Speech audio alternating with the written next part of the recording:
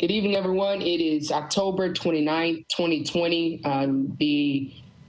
This is the week 10 of the Policy Committee of the Police Commission meeting, and we are so very happy that everyone is here. I just want to make sure that those of us on the line, we know everyone that is here, and then we'll make sure as folks are coming in, we acknowledge them as well. If we could just do a quick roll call here. Mr. Allen. Do we have Mr. Allen quite yet? Do we have Ms. Bilal? Bilal, and I'll scroll here just to be sure. Mr. Delgado. I am here. Hi, Mr. Delgado. Good afternoon, or good evening, rather. Ms. Friedman. I'm here. Hi. Hi, Ms. Friedman. Good evening. How are you, Dr. Jackson? Present. How are you, Dr. Jackson? Good evening. Mr. Johnson. Mr. Johnson with us quite yet? Not yet. Okay. What about Vice Chair Lucas? Present. Something tells me Vice Chair Lucas is here. I was just talking to her, so no worries. And then do we have Mr. Matthews quite yet? Mr. Matthews? I'm sure he'll be with us soon. Is Captain Oliver here quite yet?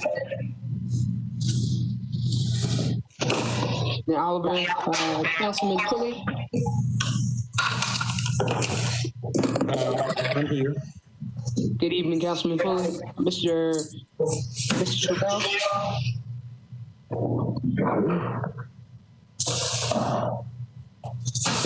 Mr. Sherrell. Yes, I'm here. Good evening. And then Mr. Robinson. Who's here? Mr. Robinson. Not quite here yet. Mr. Woods. I think I saw Mr. Woods on the line. Mr. Woods, are you here with us? How are you, Mr. Woods? And was that Mr. Johnson? I think I saw join us. I'm here. How are you, Mr. Johnson? Good evening. Welcome. And we definitely have quorum and are able to proceed, especially with a meeting like this. We want to make sure we have quorum and are able to come to a consensus, as we'll need that with tonight's meeting. I just want to take the time to acknowledge kind of the process and our focus for tonight. Everyone has a list of our recommendations list. The only difference in what I'm about to put up on the screen and what you have before you is just that our Vice Chair, Lucas, has taken the time to look over the full list and note any overlapping between the different subcommittees. So where perhaps, racial disparities has made the same type of recommendation as accreditation, she's noted that so that when we come against that recommendation, we can decide if we just don't need to talk about it anymore and adopt the same language. And she's also noted some language where we perhaps need to decide if we want to move something to a different category or if we need to have a different additional conversation. Other than that, we are in a good space tonight to ensure that we are still in the same position of agreement, or if we need to have additional conversation. And that is absolutely fine. And that is exactly what we're here to do. Everyone is equal to that of everyone's. And we said early and often in the beginning, well, consent. Discourse, civil discourse here. Just also want to turn attention to what Ms. Cirillo, and I appreciate and emailed her separately to thank her for reminding us of the format of the final report and what that will look like for everyone. As we all are aware now, there are 4 main pillars that all of the recommendations must fall into. And for our committee, for the policy committee, we are specifically focused on number 2 and 4. Number 2 is the racial disparities, and specifically it reads, racial disparities in all types of use of force are eliminated and reported publicly to address the perception of widespread inequitable use of force.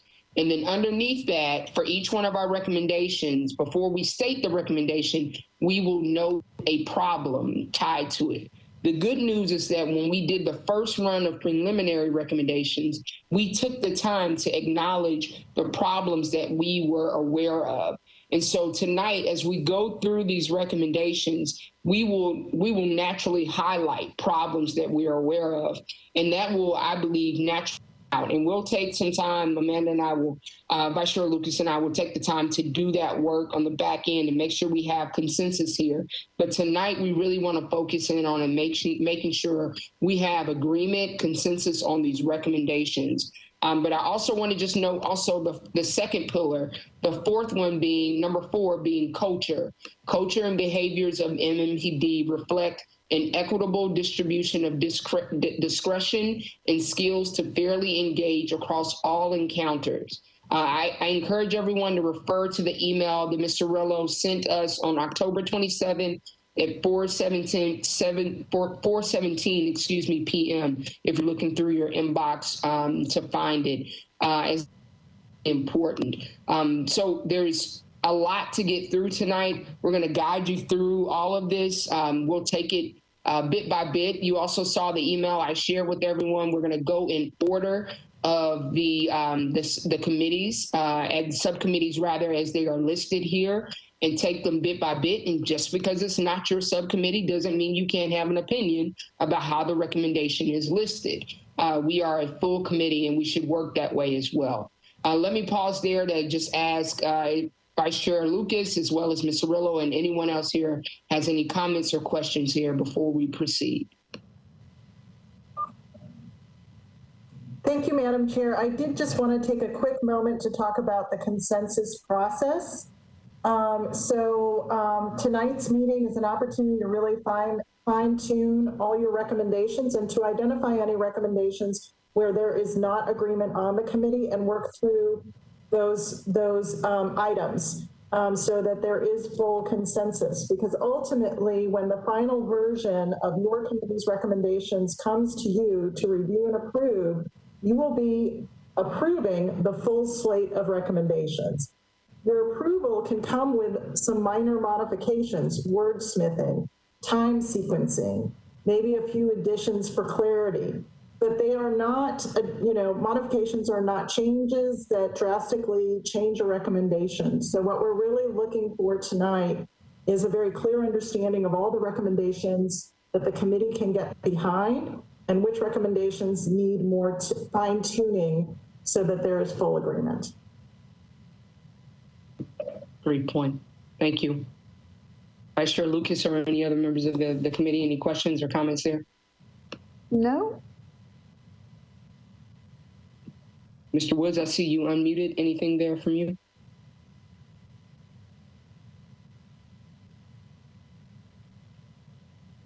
Okay, I'll take that silence as a no there. And if not, feel free to speak up if you'd like, sir. If not, then I'm going to share my screen here so that we can just follow along, but certainly have your version up as well.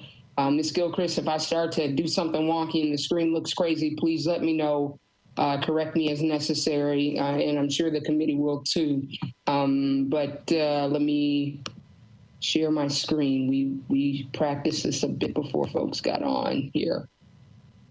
While you're doing that, Ashley, I just want to let you know, Mira is coming. She should be here in about 5 or 10 minutes. She just wanted us to know that. Okay, great. Thank you. One thing about me sharing my screen and moving things around is I will not be able to see people's hands raised or anything like that. So I'll need some help with that. I trust that we can just unmute and respect. If we talk over each other, we'll take turns in that space. But it would be great if we could just kind of move around, move diligently there so we can just move efficiently through this process. So I'm going to be just typing here and working through the words. So let's begin here with the first recommendation, and we'll start with racial disparities. So we have the first one here in front of us, and I'll just start by, I can start by just reading them, but if we get, this seems a little bit long in the tooth here and unnecessary to read each one, then y'all just let me know and we can all just keep reading to ourselves. But any conversation, any recommendations on changing the language for this one? Vice Chair Lucas, feel free. Go ahead. Really quickly, it took me a long time to find it. Since we are screen sharing and we cannot see everybody at one time, there is down on the lower right-hand side of your screen, you'll see the list of participants on the right-hand side, and then it'll say an attendee, and then there'll be a blue hyperlink to view all attendees. Just to the right and down is a little hand, and it's hard to see for some people. It just almost looks like a little button. But if you put your cursor over it, it'll say raise hand. That's the best way for you to raise your hand if you have something to say, if not just unmute yourself and speak up, but you can raise hand, and then that'll put that little hand icon next to your name, and that'll be a way for Ashley to know to call on. But actually, Vice Chair Lucas, you can certainly just call on folks and move forward, because as I'm sharing my screen, I won't see any of that. My screen is completely filled up. Oh, I don't have okay. that right now. I gotcha. I don't have that. So we can just, you feel free to move forward, and let's just, if anybody wants to raise hand, or at this point, just unmute. And we can move forward. So any thoughts here on the first recommendation? Yes, just clarifications on the MNCO stands for what? Oh, yes. Great question, Dr. Jackson.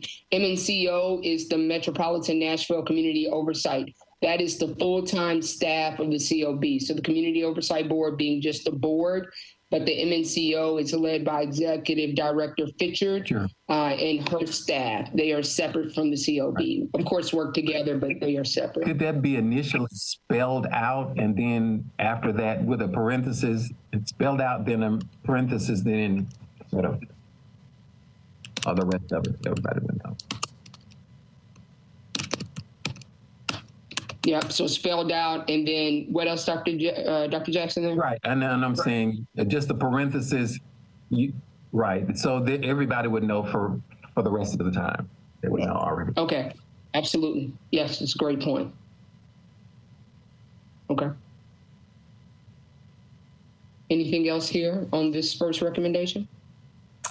Russ has his hand up. Yeah. Russ? Just very briefly, there are some specific recommendations in recommendation 1. I just want for the lawyers in the room to weigh in if there should be any conflict with the state law related to that. I believe the TCA statute's 38-8-312, and it's worth kind of perusing that and making sure we're good there.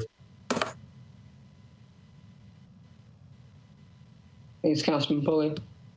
Do we have, well, I know we got a few in there. Mr. Woods, is Mr. Robinson on the line too?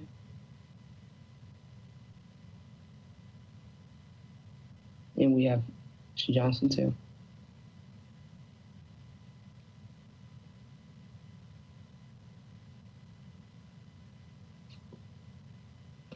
If not, we can put a note here to certainly come back to this too, if we need to. Well, that was my suggestion, Ashley, actually, is to maybe just go through and flag the ones that we'd like further discussion on. So people like reading this, does anybody have any questions or concerns? You know, beyond, I should say, not the small things like Dr. Jackson asking about that, which was a really good clarification, but flag for further discussion, and then come back to it later. So we could just kind of take a moment to see like, which ones are we totally fine with, don't need any further discussion, we can just kind of set aside, and which ones do we need to come back to later and have some discussion around. Yeah, that's fine. Yeah, that's fine. Anything else on this one, on recommendation 1, for the first one? Okay. All right, then we'll move to recommendation 2. And just for awareness here, this one overlaps with accreditation number 2. So when we get to that one, we'll know we don't need to have further dialogue on that one. But this one is related to no knock, knock and announce. You see this language in front of you. And you see that, so I'll let folks read it on their own. Any dialogue or conversation as it relates to this one?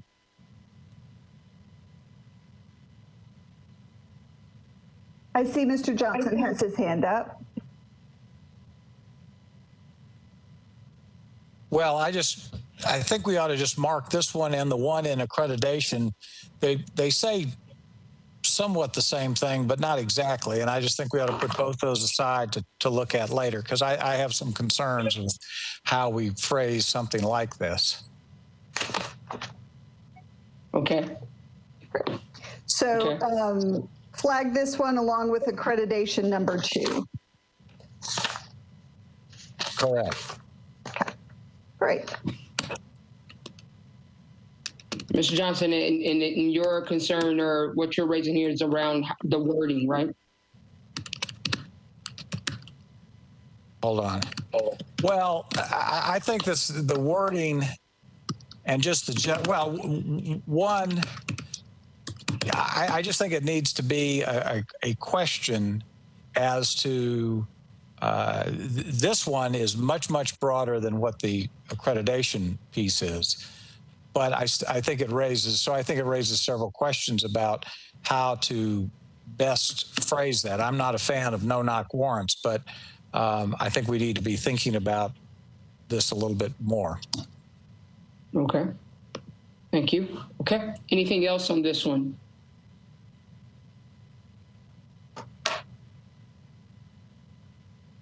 Okay, we'll move to recommendation 3. This relates to initiatives targeting high crime areas in the city and them being reviewed by the MNCO prior to implementation. Example of this would be Operation Safer Streets, OSS.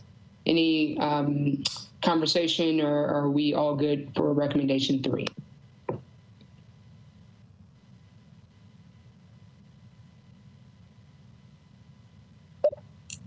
Hey, Ashley, I walked in late. I apologize. And can you let me know where we are so I can try to get on board? No problem. Welcome. Not a problem. You're not far behind at all. So we just went through 1 and 2, and we're actually going to come back to those. That's why you see a little red notation there. And there was actually a conversation. We're going to come back to both of those as it relates to, there were a question raised by Councilman Pulley, and then we're going to come back to recommendation 2 as well. So you haven't missed much at all, Mr. Robinson. And right now we're on recommendation 3. There doesn't seem to be much discussion as it relates to the language. It seems that we have consensus and we're all in agreement.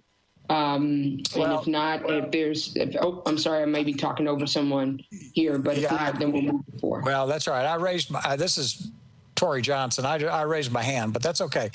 No, please. I just don't, I guess my question is, I'm not exactly sure what this means. It should be reviewed by MNCO. I just don't know what's the purpose of that. I'm not saying it's a bad idea. I just don't know where that goes. Do they just review it and what do they do with it? Or how does that impact the police department's idea that they want to do this initiative? I just don't understand the wording of it. Yeah, I think you're right, Mr. Johnson. What's missing here is the language around disparate impact, racial disparate impact. And so perhaps we're missing that. I know that I am aware of the essence here. Maybe someone from the this subcommittee might want to speak to it, because maybe I'm making an assumption here. But anyone from that subcommittee want to step in and speak to this? I'll be happy to. I think that Mr. Johnson raises a good point about to what degree would the MNCO be involved? Would it be they'd offer a recommendation or what have you?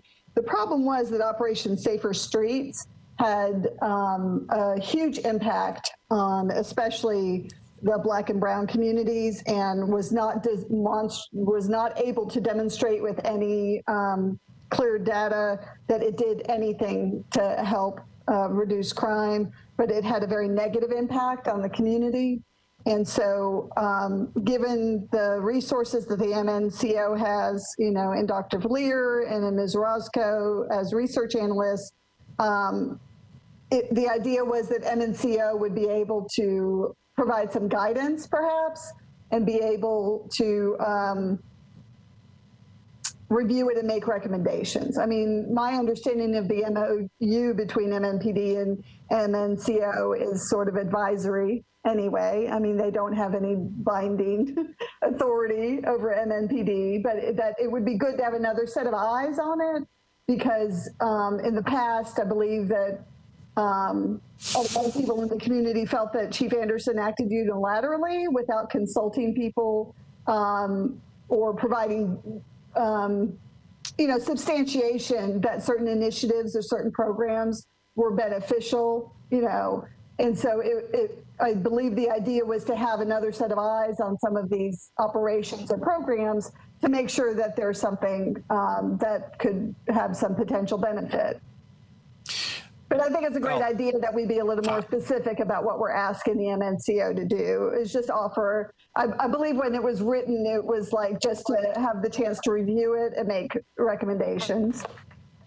Well, I mean, that's fine. I just think we ought to include I think what you just said makes a lot of sense. So if you want to, I'm fine with it if you kind of wordsmith it to put that in there, so it's a great suggestion. Gives direction to the board, what they're supposed to do and how it's supposed to be taken from at that point. Gotcha. And Rick Robinson here. I guess as a lawyer, I tend to look at words like should and shall and will, and I'm generally a little hesitant to. I don't know that we should. This is a shall rather than a request or a recommendation, and if that's what it is, or a suggestion, suggest that any future initiatives be reviewed by, and I guess MNCO is the Metro Nashville Community Organization, or I'm like Tori. Nashville Community Oversight. Actually, Dr. Jackson pointed that out, so we're spelling it out in recommendation 1. That we talked about that before you came in, but it's a good suggestion. So it'll be spelled out up at number 1, and then hopefully it'll be clearer. But I think you raised a good point, Mr. Robinson, and should is generally speaking the language of a recommendation. Okay. I was going to, shall is an order, Yes. Shall is you shall do this or else. Should, yes. I rephrased everything into the use of the word should as a way of making a recommendation. If you feel like using the word should in these, and we can come back to it later when we start having more, debate and dialogue around some of these recommendations. If should sounds too much like a directive and not a recommendation, we can certainly revisit the use of that word. Yeah, and my thought is, my hope would be, and maybe that's a word here, is that the Metro Police Department would share their initiative with the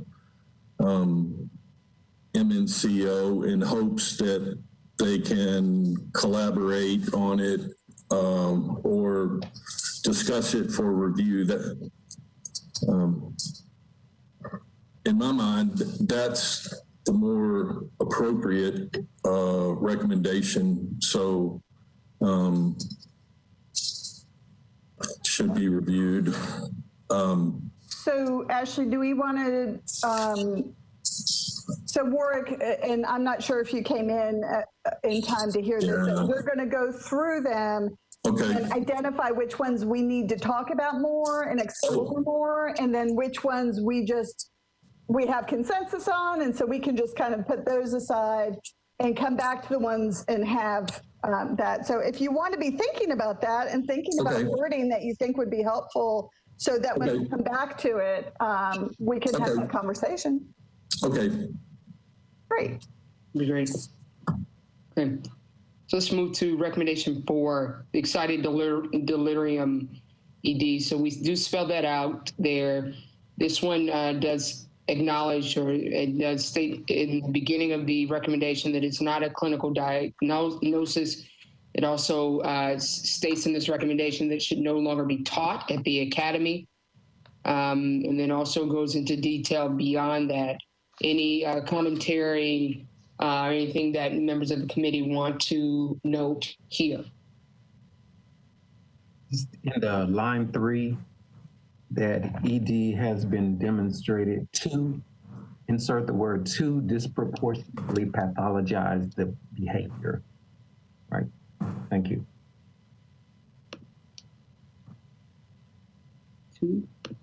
Yeah. Thank you. And question,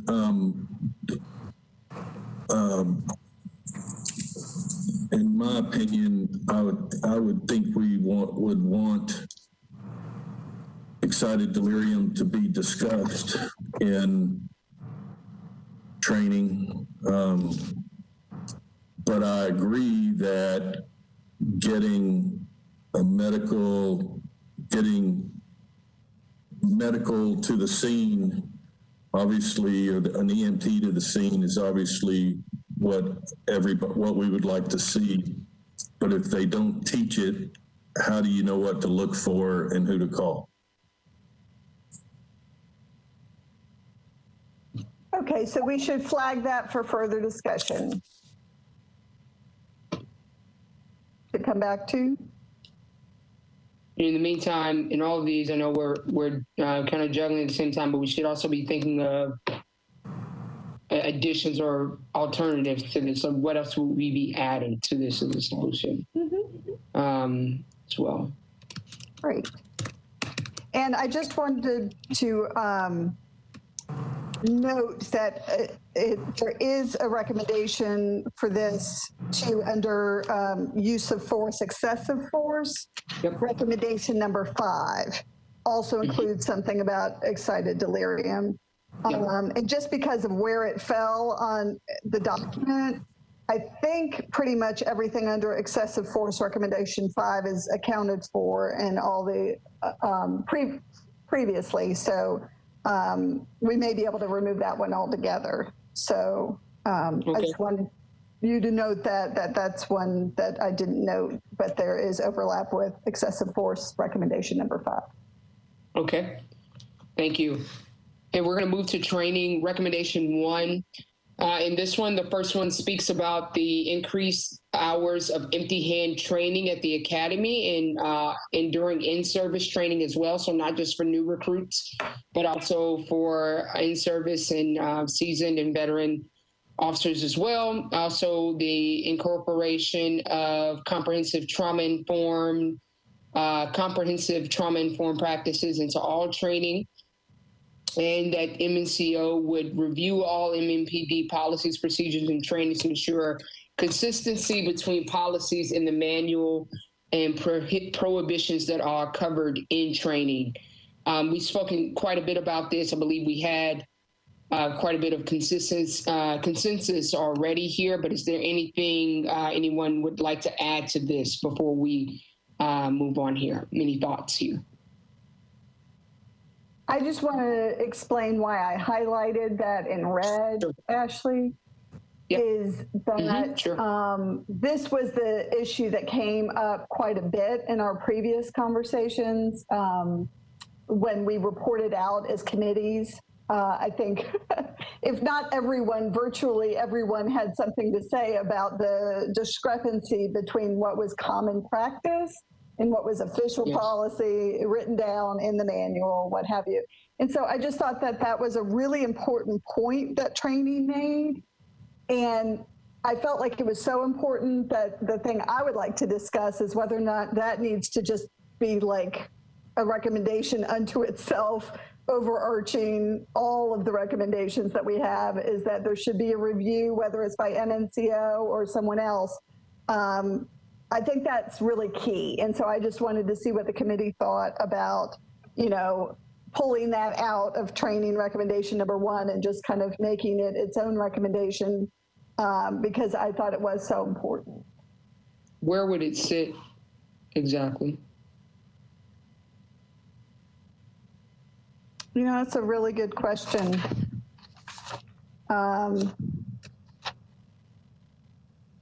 I think it sits over everything, to be honest with you. I'm not sure where the best one would be. I think it would be, you know, a recommendation under all of them, actually. Right. And I guess I wonder too if it could just simply be part of one of the problem statements and then be a part of the recommendation. That's not a bad idea. And we could lead with one of the, you know, it could just lead and show how prominent it is. Mm-hmm. My welcome thoughts, ideas on that, if others have ideas. I think it could be helpful to define what we mean by trauma-informed practices and policies. I think it means different things to people in different professions. So if we're going to lead with it or take it out of this recommendation and put it at the top as an overarching, I think a definition could be good. Wherever it is, I think it needs to be further defined. Absolutely.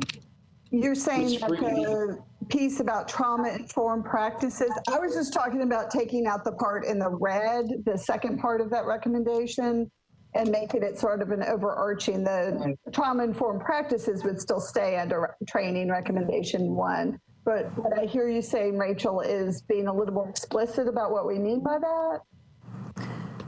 I think just adding in a definition about what is trauma, what we mean by wherever it lands in this document. If it stays here and just the red piece comes out, I just think being able to, and maybe I'm alone in that, but I think it would be helpful to define what trauma-informed practices mean or what we mean by that when we're recommending it.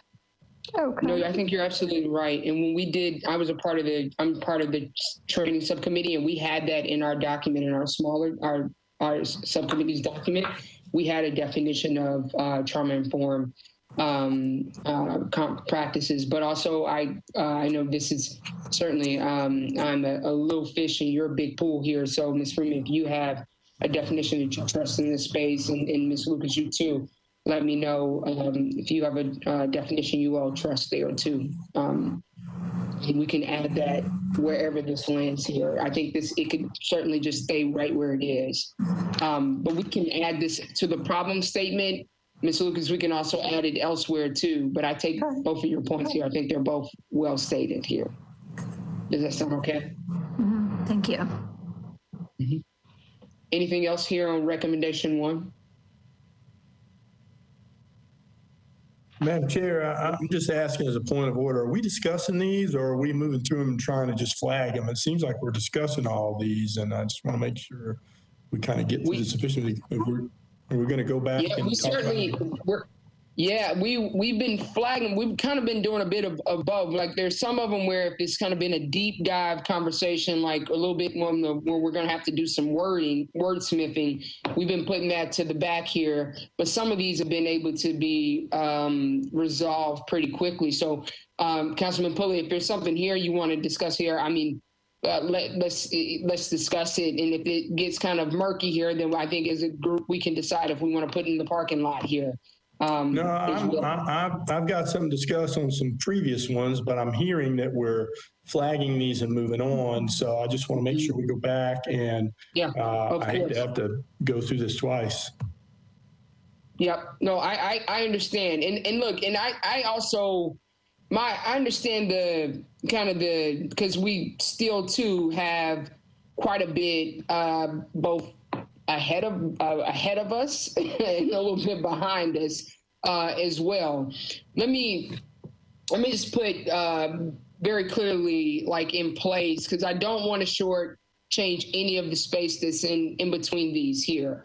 The conversation before Mr. Robinson, you joined here, I think that the point that Mr.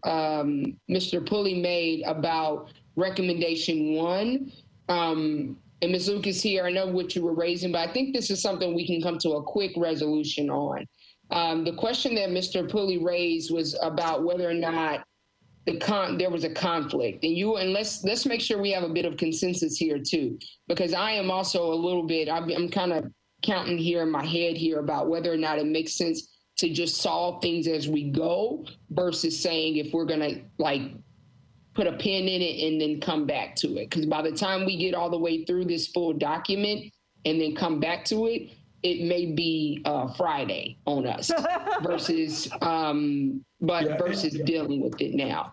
But I am your chair, which means I can only be your chair if you all say, Ashley, this is what we want you to do. So you all tell me what you think is best. If you want, we're not that far away from the top. We can simply go back to the top here and let's resolve these issues, find the general consensus on these first 5 or 6 that we've touched, and let's be good with them. Does that sound okay with, or is the majority liking to the approach that we've been taking thus far? Yeah, I'm just gonna minimize for a moment so I can see a little bit. Let me know what the team thinks. I have one other suggestion so the team can get feedback on this. We could also do what we were doing, which is read through them and flag them by group. So like do it by racial disparities and then get through the recommendations and then go back and debate them and then move on. So that's also an option. I just wanted to throw that out there, that's an option too, is we could do it by the group so we don't get so far away from them before we start debating them. Oh, okay, do them by the categories? Yeah, so like going by the subcommittee?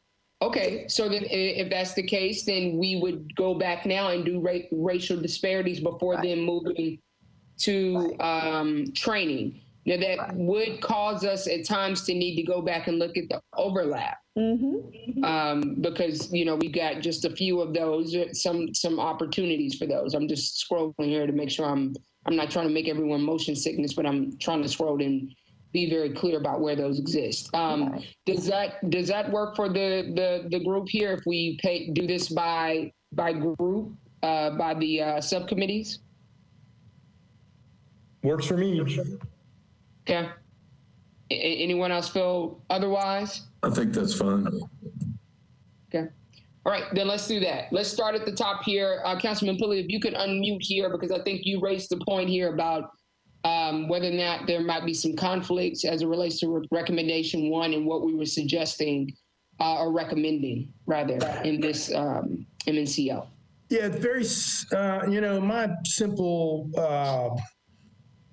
request here is, and this not only applies to recommendation 1, but throughout the document, we have a number of recommendations where I just think we need to make sure that we're not in conflict with state law because, and with the charter, because there's some charter issues that arise in my examination of this. And I'm not saying that there are those issues. I just think that it's probably wise to vet these recommendations against the state law, make sure we're in good standing, because I know there's a state law that covers the responsibilities of the MNCO, and I don't want to get, if the MNCO gets out ahead of what they're legally allowed to do, that could present some issues for the MNCO down the road. I don't want that. I don't want us to recommend against that. Secondly, our charter gives specific responsibility to the chief of police, and it's kind of tough to make a recommendation against that charter unless we're considering a charter amendment to that. So those are just the things I want to vet our recommendations against, so we're in good standing. That's the simple point I made with respect to this one, and I have that concern and a couple more that come up later. Thank you, Madam Chair. Thank you. Thank you.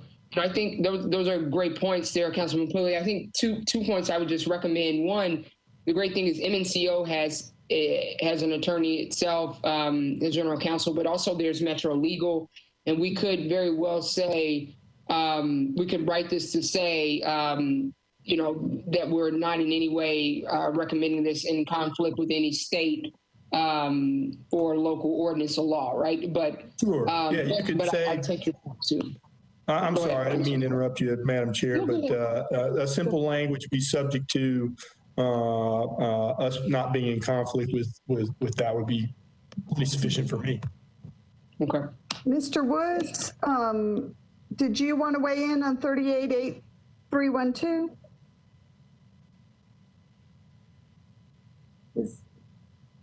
Mr. Woods, are you with us? I think he was having some audio issues. Okay. This might be him calling me now. Hello?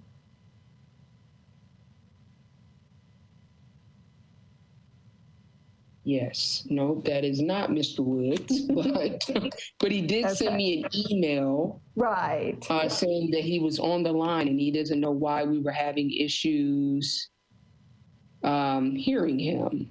He sent me that email about 20 minutes ago or 25 minutes ago. Right. I'm not sure. Perhaps Ms. Cirillo or Mr. Brown, I can't see exactly who all is on the line, but is there a way we can maybe reach out to Mr. Woods, because it looks like he's having some issues with connecting with us. Madam Chair, let's see if Ms. Gilchrist could unmute Mr. Woods. Yes, I'm going to try that now. Mr. Woods, you unmute. All right, it says mute. And we can hear you now. Oh, well, you just muted yourself again, so unmute again. How about this? Yes, sir. Can you hear me? Great. We can hear you, sir. I reviewed the statute that Councilman Plow was referring to earlier, and in an instant review, I don't really see any conflict, but I think he's got a good point. And Chair, I think you can resolve that the way you were describing. Just put an introductory clause in saying, subject to state law, here are our recommendations. Right. Okay. Yeah, I agree with that.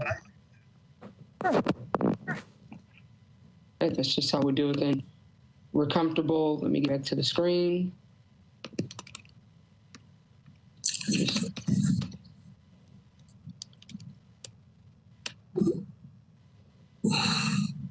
And perhaps we'll lead our entire we'll lead our entire recommendation that way, right? So you're seeing it here, but the entire list will begin that way. So we'll say our policy committee. Yeah. So, Mr. Pulley, does that resolve the issue for you to make sure that we're not in conflict with any applicable laws? Sure, I agree. And I think that maybe you could lead into the entire document with that sort of clarifying statement that all these recommendations that we made are subject to being in compliance with state law and Metro Charter. And I think that would just be the catch-all that, makes it fine.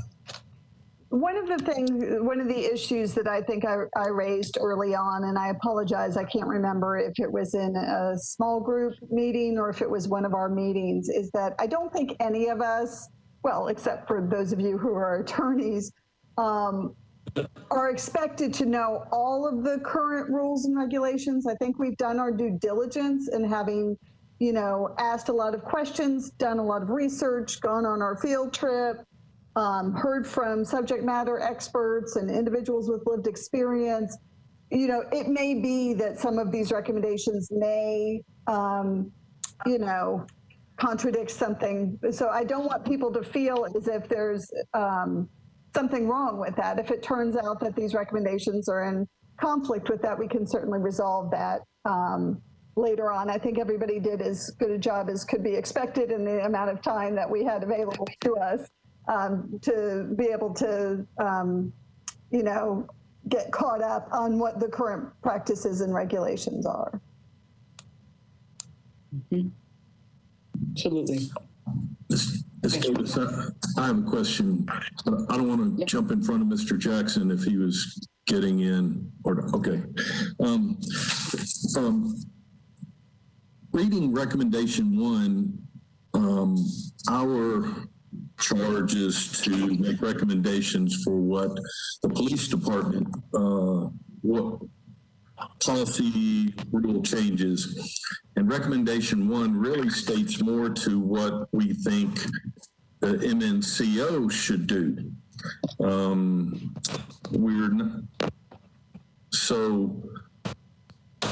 We're not really charged with making recommendations to the MNCO, but that's really what recommendation 1 does, I think. I don't know if making that recommendation, Councilman Pulley suggested, I don't think we're intending anything to create a conflict with state or metro law. But perhaps wording it to say that we recommend that the MNPD work with the MNCO to conduct random audits of records and as requested. And I don't even know if it has to be quarterly. My hope would be that the MNPD would work with the MNCO to conduct random audits of MNPD records, including arrest reports, body dash cam footage, personnel files. I don't know if that exceeds the authority of the MNCO. Obviously, we're not trying to do that based on what you and Mr. Wood said. But I think our direction should be towards what the MNPD should do and not telling the MNCO what they should do. Yeah, I understand. No, I take your point. It's a good one.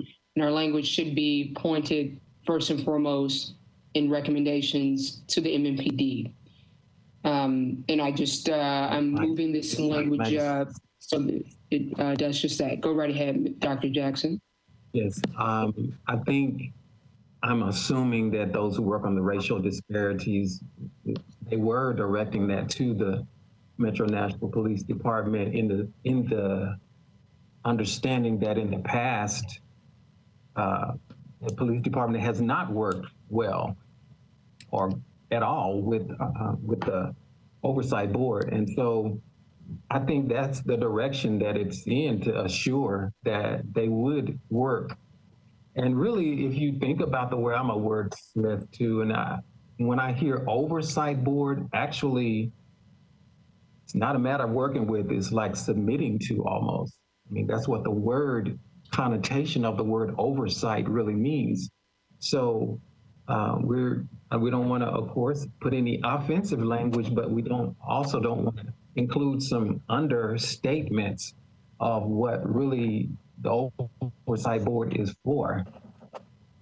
And I think that's a legitimate request to have them to cooperate with. Maybe Ms. Davis, you may want to have a word that would more accurately frame what the desire is of the Oversight Board regarding Metro Nashville Police Department. Would you think they would like cooperation with, submission to, what? How would you frame it?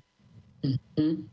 Well, as far as giving the purpose of the MNC of the COB? Right, in relationship to this recommendation number 1, yes. Yeah. Yeah, I know. I take your point. Well, let me ask you this, Dr. Jackson. Can you see how I just I'm not trying to get rid of this, but can you see this highlighted part right here? The way I changed the beginning of that of the recommendation? Right. I say work with. You say work with. Yeah. Is that strong enough to really convey the need and for it to be effective? Work with, is that strong enough? Well, I absolutely take your point. I mean, I would hope that this isn't the only place in the document where we're strongly not just encouraging, and I mean, after this, we talk about the word should, where we're saying the MNPD should put their full support in positive engagement towards working with the MNCO in a positive manner. I'm not sure where we want to go with the language, because we do even talk about in training that MNCO should be a part of their training module as well, that they shouldn't just be something that's reactive, but proactively they should be a part of this too. I'm comfortable with should, because we also use the word allow. The MNCO should, the MNPD should work with them to allow them to do the random audits. Which random audits, for MNCO to do random audits means that MNPD doesn't have the ability to say, oh, you're coming on October 1st, but MNCO gets to decide when they're coming, which to me gives them a lot of power there. So would you say cooperate with or work with, which one, or if either? I think cooperate is a good verb there. I welcome other people's thoughts, but I think cooperate is more congenial, and it's what we want those two entities to do, is cooperate on both sides. I like that word. I like that word too. We cannot expand the authority of the MNCO or any more broad than it's written by or restricted by state law or written by the county. And I understand what Dr. Jackson's saying, but the powers of the MNCO are written in black and white, and we can't expand that, I don't think. Can I jump in here for just a second? Because I have a question around this. I think this is sort of semantics to a certain extent. Maybe it would be helpful to clarify what it is that each of us perceives as the role of recommendations. You know, what is it that we are being charged with producing with these recommendations? I think if we wanted to recommend that, you know, Mayor Cooper does something, I was under the impression, and I was operating under the assumption that if something was impossible because of state statute, if, oh no, we couldn't do that. You know, we had Jill Fitchard here and we asked her the question about doing audits. And she said that the MNCO would be in a position to be able to do something like that, from my recollection, is that we're not mandating these things. And maybe that's a complete misapprehension on my part, is that this is almost a wish list of like, this is what, after our review, none of us are particularly experts in all of these things. You know, each of us has our own expertise, and I've been so impressed with the depth and breadth of expertise on the commission, but none of us is an overarching expert. And so I took our charge to be, once you've listened to these individuals with lived experience, these subject matter experts, you've done your research, you've done this, what do you think would be good? You know, what would be a wish list for you for MNPD to do? And so we're coming back and saying, you know what would be great? It would be great if MNPD would do this. It'd be great if MNPD, they should do this. They should partner with these agencies. They should do this. But it's not, I didn't feel like we were given any particular authority. MNCO doesn't have any particular authority necessarily. I'm not sure that any of this language is binding from what I understand. This is not a legal document.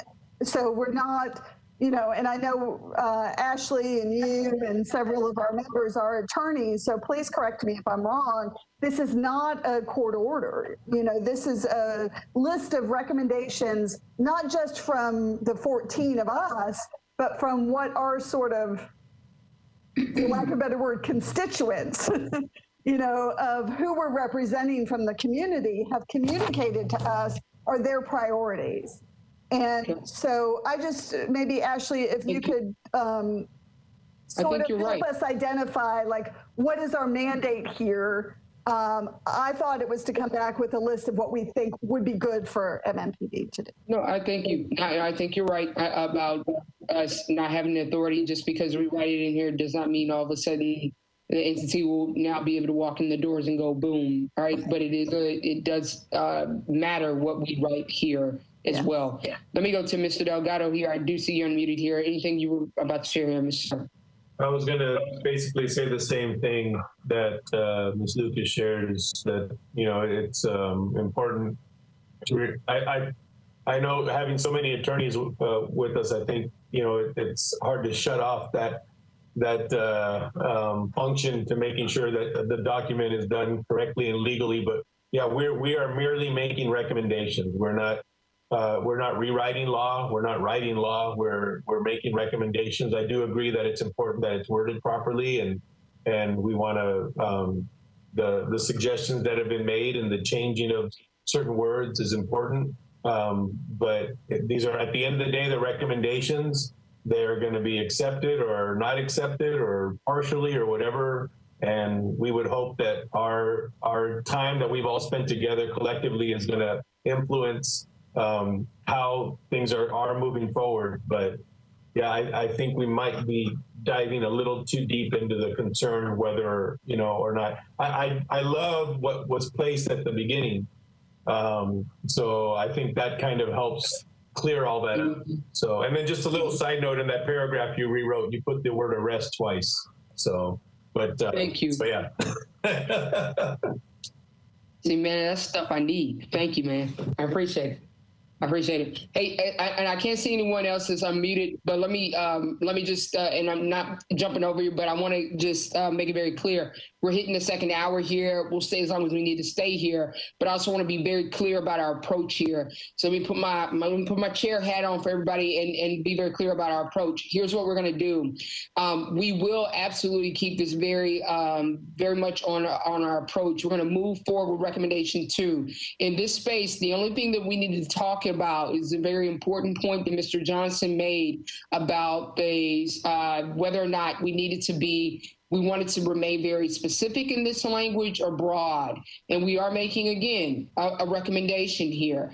The recommendation in the accreditation section speaks a little bit differently than that of the one in front of you here. So I need you all to kind of flip back and forth here on your own, and I can go, and actually I can pull up the other one and put it next to here.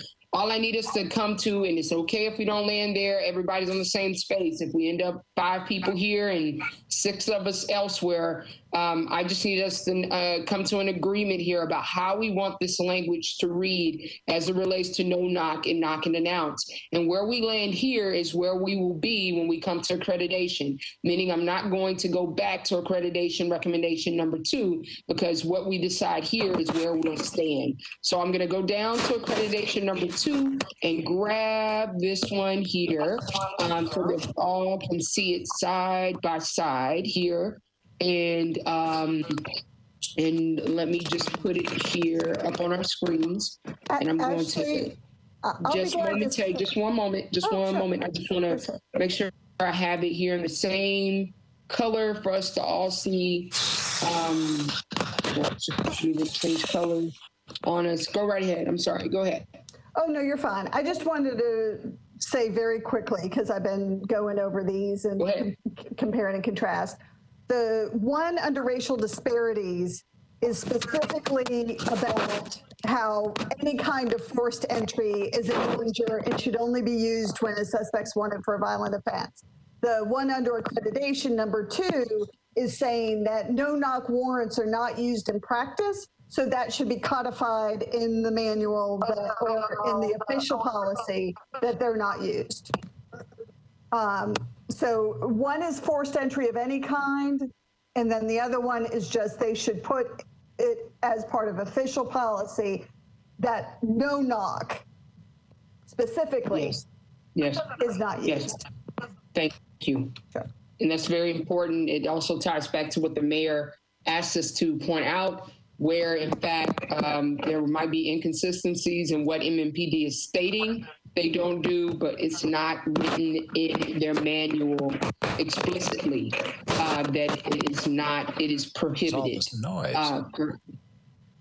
So any comments here, commentary here, feel free. Mr. Johnson? Yes. I had my hand up when yeah, feel free. Mr. Johnson initially brought this up. I'm not a big fan of this recommendation, frankly.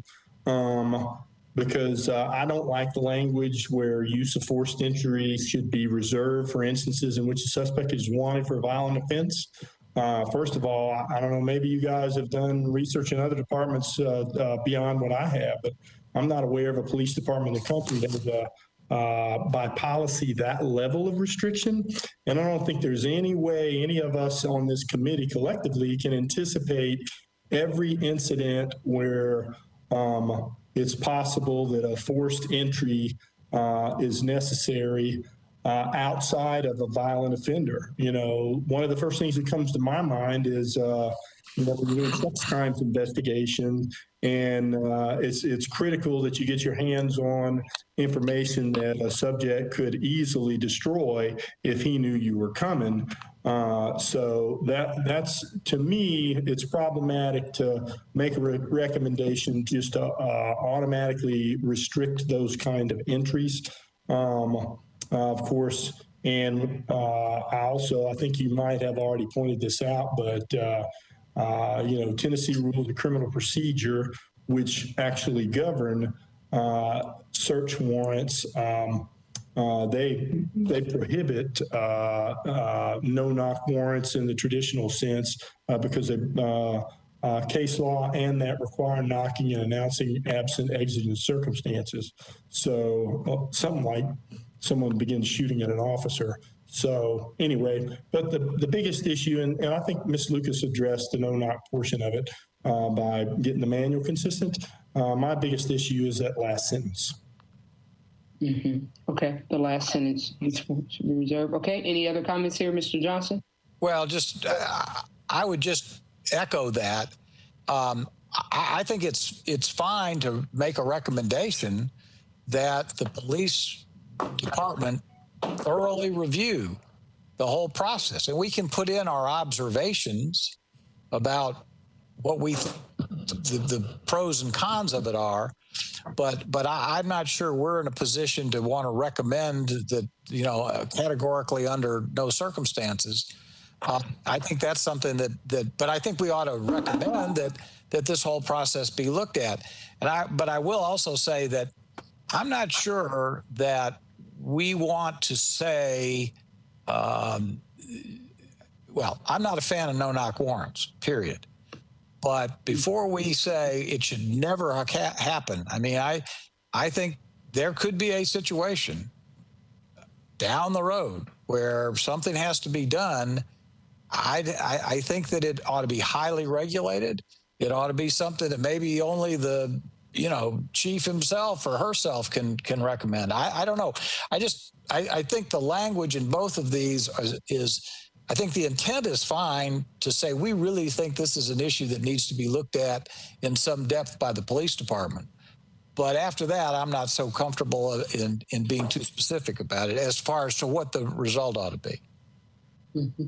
Okay. Any additional comments here? I know we've had quite a bit of conversation here. And if we need to, we can just simply take a vote on whether or not we have consensus here and where we stand as a committee. Ashley, yeah. may I share information for the committee to consider? Sure. So the policy that the last statement said mirroring language used for vehicular pursuits. And when we were talking about this, when racial disparities initially presented this, we brought up the issue of vehicular pursuits. That was another thing. Policy 1310-010 says vehicular pursuit of fleeing suspects presents a danger to the lives of the public, officers, and suspects involved in the pursuit. It is the policy of MNPD to protect all persons' lives to the extent possible when enforcing the law. B, the decision to initiate a pursuit must be based on a reasonable assessment that the immediate danger to the public created by the pursuit is less than the immediate or potential danger to the public should the suspect remain at large. And then C, the policy of the MNPD is that no pursuit shall be automatically approved or denied. Each pursuit should be evaluated on the facts and circumstances of that particular incident. The supervising unit shall develop clear and articulable reasons to pursue or not to pursue in every instance by following the guidance throughout this directive. So I give that as some context as to what we meant by mirroring the language of vehicular pursuits. Perhaps there may be a way of rephrasing it, and that's certainly possible, but I don't see anything in that language that prohibits it. It is saying that the danger to the community must outweigh, and so I just wanted to offer that language about vehicular pursuits as a model for what we're talking about. Ms. Davis, may I recommend some language, please? Sure, Mr. Robinson. I think everybody's on board that they clarified no knock warrants or not and codified in their rule. And I would suggest language that we suggest that the department review their knock and announce policies and develop specific criteria where knock and announce is authorized. But that Can you start at the top for there? Specific criteria where knock and announce is authorized. And to what Ms. Lucas said, I think we add that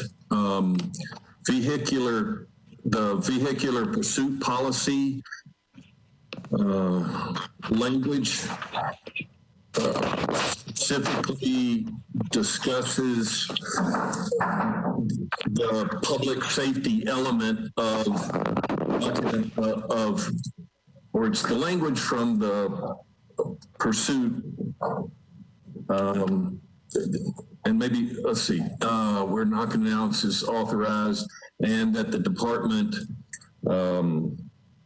incorporate language similar to that used in the vehicular pursuit policy that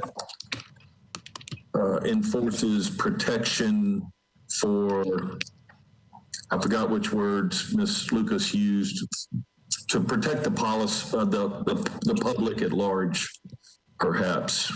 And Ms. Davis, I wouldn't mind seeing something in there where at least a minimum of 2 body cameras are worn for any knock and announce, so that you've got more than one point of view when the act is reviewed later on. Mm-hmm. But that would be my proposed. I'm in agreement with Ms. Lucas's suggestion about that language, protecting the public at large. I like that too. But I think body cameras body camera language should be adopted also. That's just me. Thank you, Mr. Robinson. What's in front of you here in this, and I'm sorry it's so small, that's not helpful here. I was trying to follow here, but I believe that I missed some of what you just shared. Thank you.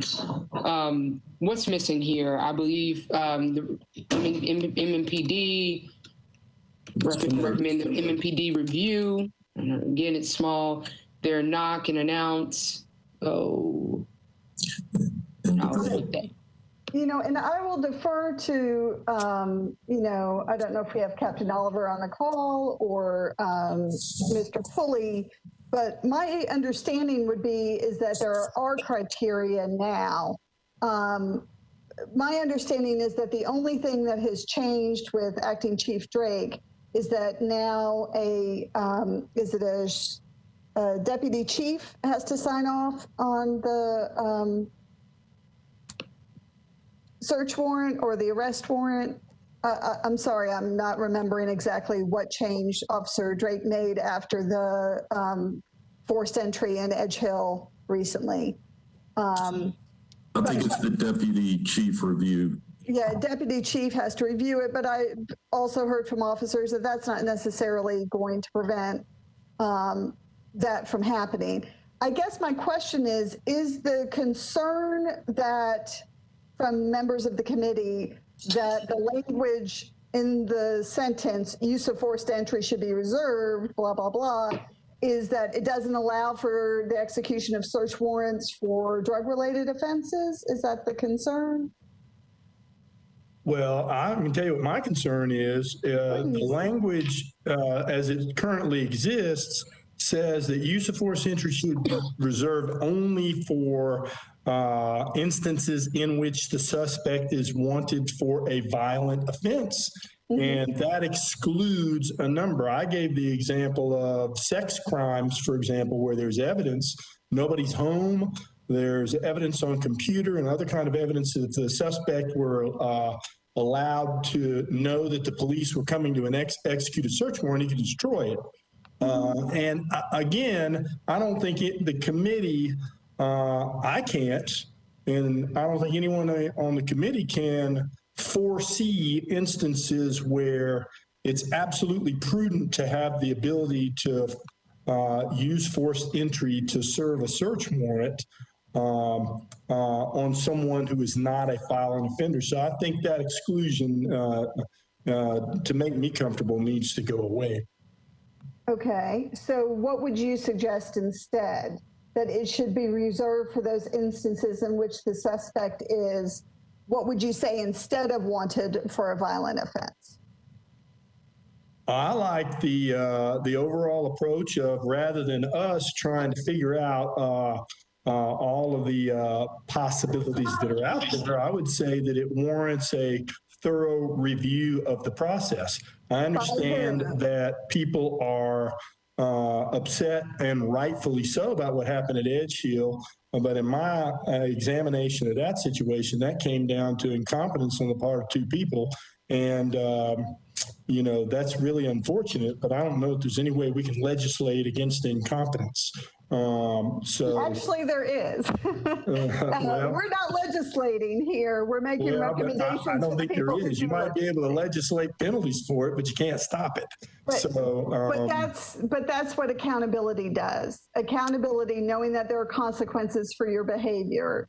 Yeah, and they'll be held accountable for their behavior as well. But my point is, we can't take away the good that exists out there. So I think it does warrant an examination of their policy. But by whom? Who would you recommend reviews that policy? I'd recommend. Say that again. Who would you recommend?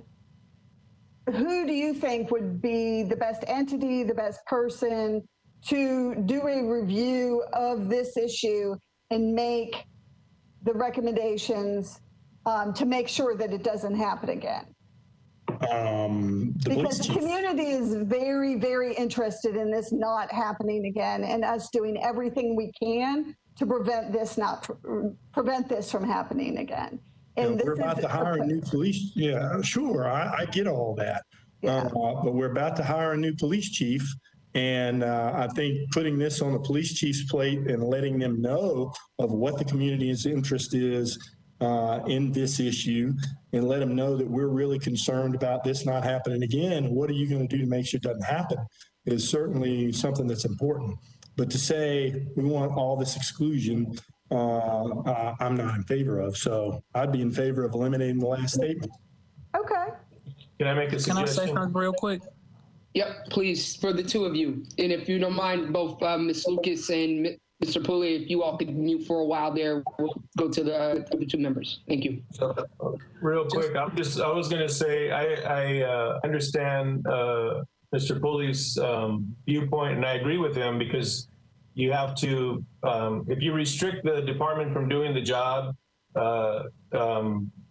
there might be situations where they need to go in, and if we only list 2 or 3, then there could be another situation where either important evidence or you know somebody's well-being or whatever could be restricted. However, if you leave it too vague and you leave it the police up to policing themselves, then we're right back where we started again, which is where I think Amanda's coming from. So I kind of think that maybe removing the verbiage of, or that final sentence, but maybe making it mandatory that either a minimum of 2 or any officer that is present for that no-knock warrant has to have a body cam.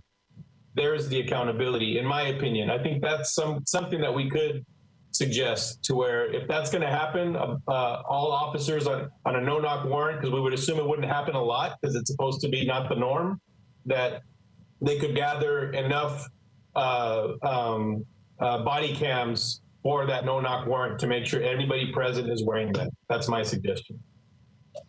This is Mira, and I like adding body cam language also. Thank you, Mr. Sherrill. Thank you, Ms. Bilal. Mr. Sherrill. Therein, just listening, kind of this language, kind of therein lies the problem with why we even here today.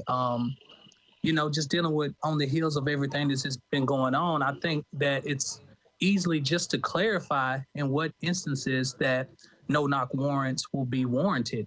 I mean, that is simple. Child cases, violent cases, of course, but a lot of those things that could be wait. I mean, you could wait on someone to come out, you could follow them, you could do a lot of other things except busting in their house, because at the end of the day, regardless of what that person is in there doing or have done, to bust in someone's door, because at the end of the day, you're innocent to proven guilty. I'm in my home, and I'm by right, I can protect my home.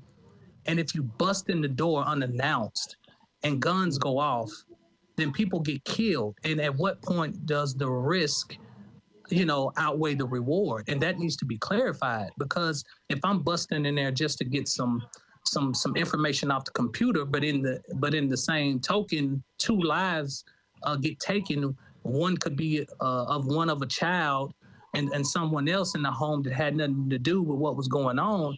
That therein lies the problem, and I just think it needs to be clarified on, okay, under these circumstances, with no-knock warrants are warranted, and under these cases, we can come up with another solution. Right. Thank you, Mr. Terrell. Thank you to the members here. I want to offer a suggestion here that hopefully incorporates everything that everyone's saying, so that we can get to a place where we are answering this full question here. I'm putting it on the screen so everyone can see it, and then I'm happy to hit the undo button if it doesn't work here. My question here is this: are we able to get to this full scale? Can we do the full scale review, but instead of the review being done just by MNPD, which I don't think warrants an ability to have an unbiased review, could it also be done by MNPD and MNCO? And I would say equally, right? So they would have equal review of all the information, not just what MNPD decides to give MNCO information to. And I'm saying of there, but of MNPD's knock and announce, and we can say in no knock warrants, however we want to say it here. And then I also will add in, and I'm just putting in here too, we can come back and wordsmith it, and then add in the body camera requirement. And again, I'm just doing it this way right now, but the body requirement for all officers attending, participating rather, in this space. And so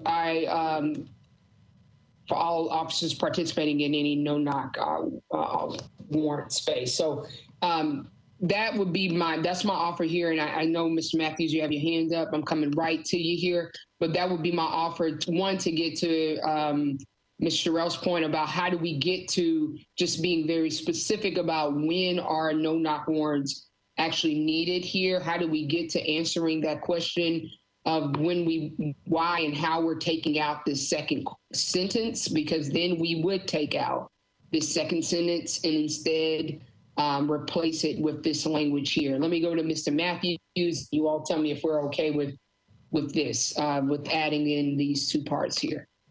Ms. Davis, you took the words right out of my mouth. I do agree with Mr. Johnson that, giving MNPD the opportunity to do a deep dive, review this, see what changes could be made and putting those changes forth is a great idea. But Ms. Lucas also made a great point that community needs to be involved. I think involving the Community Oversight Board and the Metro Nashville Community Oversight in the decision and the review is great. I would add to, I mean, as a neutral party to kind of bring that back to, and in addition to what we're doing, both of those reviews should be presented to the mayor's office, and the mayor should have input in whatever that final decision is. Okay, perfect. As long as there is accountability, with everything that's just going on, just can't get it out of my head. There has to be some sort of accountability. And, you know, culture is culture. It's like no man left behind. It's a rule that's embedded in that culture that, hey, I back your play, you back mine. And so as long as there's some accountability, then, you know, I'm willing to bend a little, but I just want accountability. I don't just want people going busting in people's houses for you know, simple things and people getting hurt. Yes. But I would ask Mr. Sherrill, don't you think that if all officers that are present, since the no-knock warrant is supposed to be something that's out of the norm, we're not going to see it on a regular basis. If they make it mandatory that all officers present are wearing a body cam, wouldn't that be a form of accountability? Rather than just asking two, you know, because like you're saying, I also know that they could say, well, we had two officers. It was the one back at the car and the one behind the house, you know, or whatever. It's like, so this way, making sure that all the officers have a body cam, wouldn't that be a form of accountability? And Mr. Delgado, I would definitely go with that. I could compromise on that. But as long as there's some accountability there, so if something happens, information can be reviewed and can be assessed to make sure that all policies were followed, then I'm okay with that. Okay. If I may, Ashley, if we could remove the no-knock, because we are saying that no-knock doesn't exist, we're going to get that codified in the manual. If you just want to use the term forced entry or knock and announce is fine as well. But you just. So I'll just take this part out. Yeah. Right. Okay. And then we're also. You took the words right out of my mouth. Because I think we are talking about forced entry here and not no-knock. Right. Gotcha. But here's the thing about forced entry, and I understand what people are saying about body cameras, and this is, you know, one that I worked on, so I own it, and I will be happy to stand up and advocate for it.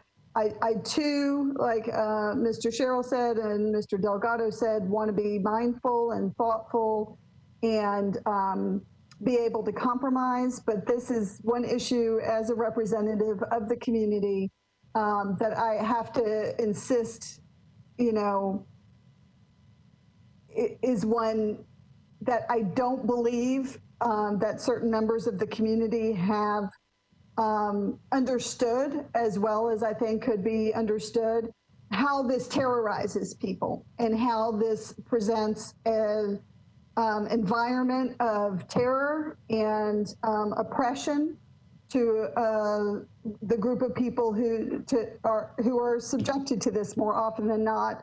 Very often it's residents of public housing who are subjected to this kind of forced entry, not exclusively, of course.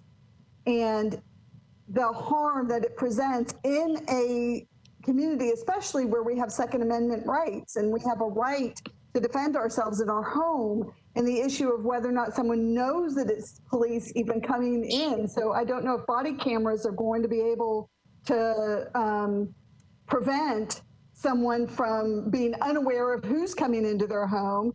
And I would absolutely, you know, say that the officer safety in that situation, I mean, in the situation in Louisville, the officer could have been much more hurt if the homeowner hadn't deliberately not aimed at him. He fired a warning shot, which happened to strike the officer in the leg.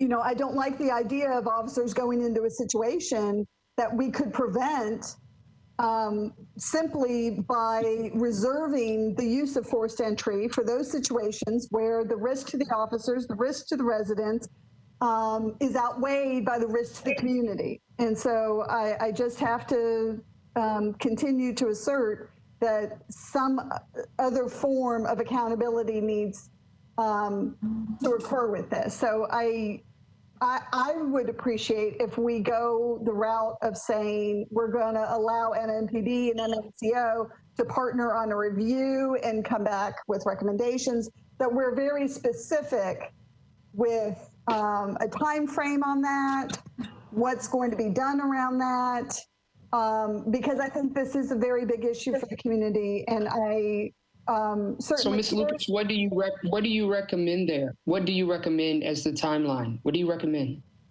I said that this needs to happen right away. That this is a huge issue for the community. This is an important issue, and I think it needs to be something that is followed up on immediately. Can I take on 30 seconds? 30 seconds real quick. I'm on here and I add a kind of a unique perspective. Why? I've been in 2 drug raids, okay? And for non-violent drug crimes, the only things I've been committed of, I have no violent crimes on my record, okay? When you're in a house and you're watching TV and your door flies off the hinges, until you have been there, it's easy for people to speak to it from a perspective of, you know, not knowing or having been in that situation. Being in that situation is very traumatic. It's very scary. And regardless, yes, I was guilty. I was guilty because I was selling drugs. I get that. But the way they entered, there was no, they didn't say, hey, it's the police, it's the vice, it's the feds. They just busted in the door. And anybody in their right mind will immediately think that it's an intruder and to defend their families. I have a wife. I'm sitting here with my wife and my kids now. And if my door flies off the hinges, like without it, if you bust in it immediately or say, hey, give me 3 minutes or so to say, hey, it's the police, we got a warrant for your arrest, come out with your hands up, then that notifies me. And it needs to be said several times. That way I can be like, okay, it's the police, I know who it is, versus just my door flying off the hinges. Until you've been in that situation, it's easy to say, oh, no-knock warrants are good, and or what have you. Under severe circumstances, yes, it's good. If someone's in there, you have murdered somebody, they have someone hostage, I get it. Someone's life is at stake. But for something that's non-essential, something that you could, a case that you could still prove and take care of, going about it in a different way, you know, you know, we need to think about this thing. I take your point, Mr. Terrell. Thank you. Absolutely. I would add that you could also make it mandatory that any no-knock warrant automatically gets reviewed by the MNCO. Mm-hmm. That's a very good point. And it very well could just automatic review. If every officer has a camera and they know that it's going to get reviewed immediately after, you're already setting everyone up for accountability. Mm-hmm. Not if someone gets killed. Not if someone gets killed, though. That's the thing. It's not if someone gets killed. Breonna Taylor, innocent woman. The man was locked up. That is the classic case, hence as to why we're here. People get killed. You have kids. You can go and look on YouTube and look at drug raids, which is primarily majority of the no-knock warrants, non-violent drug offenders. You got these terrified kids coming down the stairs crying. You got smoke everywhere. They don't know what's going on. That is very, very, very traumatic. So we have to think in that context. Yeah, and Mr. Sherrill, just to be clear, I'm not saying that those horrible things may not happen. I'm saying that there would be accountability. In the case like Breonna Taylor, it may not have stopped the incident from happening, but people would have been held accountable for doing something that they should not have done because we would have had more more review cameras that would have shown. And I think, I mean, the hopes are that your officers are going to conduct themselves, you know, in a manner knowing that this could be reviewed, will be reviewed. Yeah, I agree with what you're saying, and I haven't been in that situation, so I don't know what that's like. But also, as a private citizen, if my next door neighbor is doing something, and by the officers alerting that they're going to come in, gives them opportunity to either do away with evidence or even arm themselves. So it could work in the same way in reverse as well. As a citizen, I would like my officers to have the ability to go in if need be. Understandable, and I just want to say this and I'll be done. But when you're dealing with a community that needs to heal from all the trauma that they have witnessed on national television, seeing officers have video cams, seeing them murder innocent men by chokeholds and bullets and riddle them with bullets. We don't shoot to disable. You know, police shoot to kill. 7, 8, 9, 10 bullets in people. When you see that on a continuous basis, it's kind of hard to say, hey, body cams will take care of all that, you know, and that's my issue. As a private citizen, like you said, I've seen this over and over again. Officers doing things that they don't need to be doing, that in situations that could have been diffused and handled a different way. But then in the end, you end up with someone dead and no officer going to jail or being held accountable. So to sell this to the community without any surefire policy is going to be very, very tough. Madam Chair, I've got one thing I'd like to add when I get a moment. Sure, go right ahead, Councilman. Is number one is we talk about accountability. I appreciate Mr. Delgado's statements.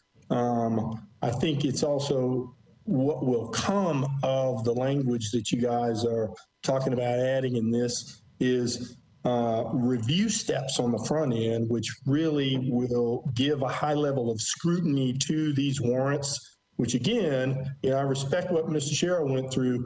I also believe Mr. Delgado made another good point, is that there are times when these things are necessary. And if it gets the kind of scrutiny that it deserves on the front end, then we don't have what happened at Edge Hill. So that's why I would recommend that we go with a language that really promotes this thorough review so that there are review steps on the front end, which would hopefully prohibit a need for accountability. Thank you. And Miss Ashley, last point. I'm so sorry. Last point. If I'm coming, when I got busted by the feds, they already had evidence. Okay. So what I'm saying is if MNPD is coming to bust in your door with a no-knock warrant, they already got what they need to convict you. That's why they're coming to bust in your door. They're not looking for evidence. They're looking for the person. You see what I'm saying? So it's a difference.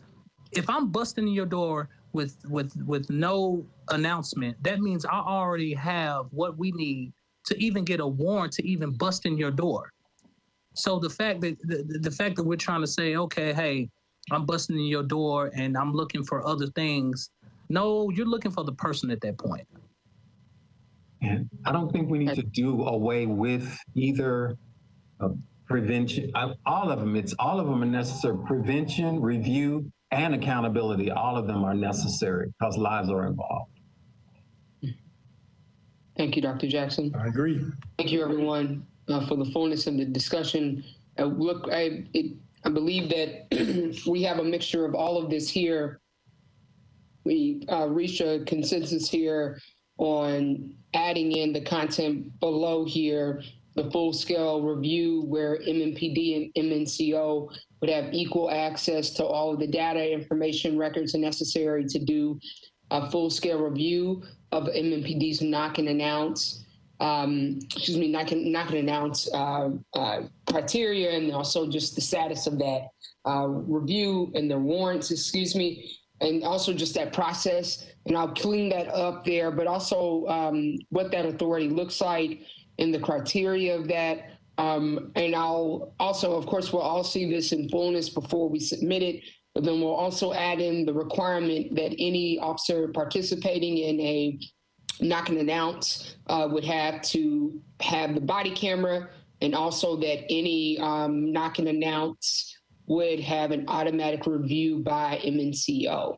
And then that also naturally ties into recommendation 2 in accreditation, where we seem to be in agreement that MNPD should make their policy consistent with their practice, that they do not participate in, they have an explicit ban on no-knock warrants. And we've heard that both in the visit to the training academy and during our online web conversations with more than one member of the leadership team of MNPD.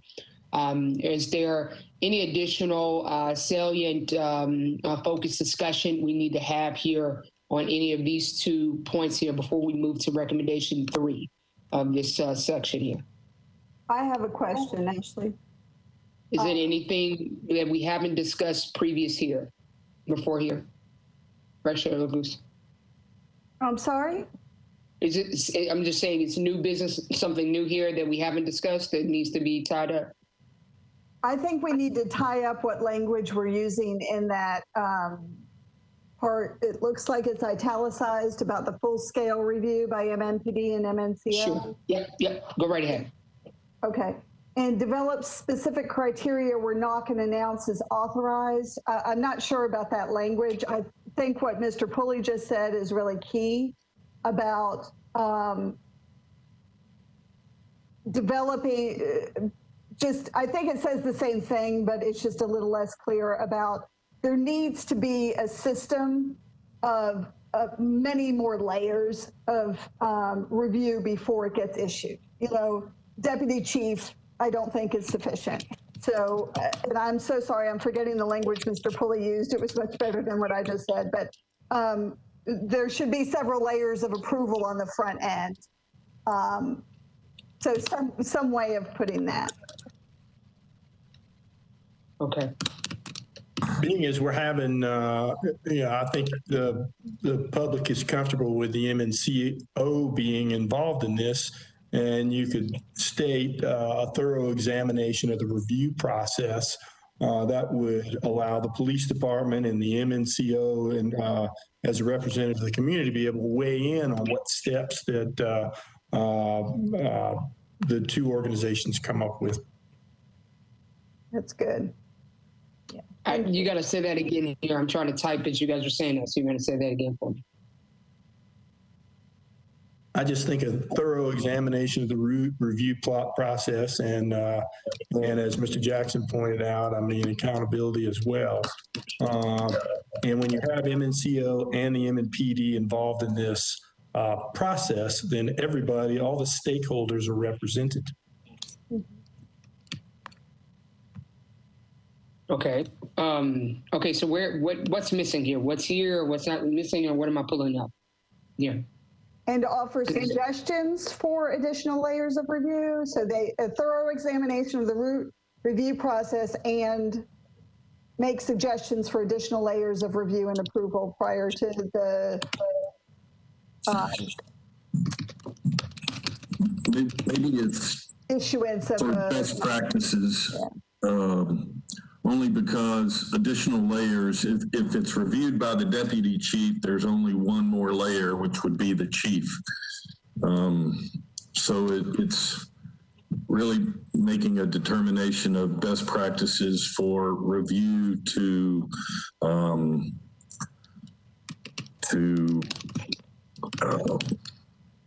prevent it's really, I guess, to prevent inaccuracies in execution. Yeah. Thank you.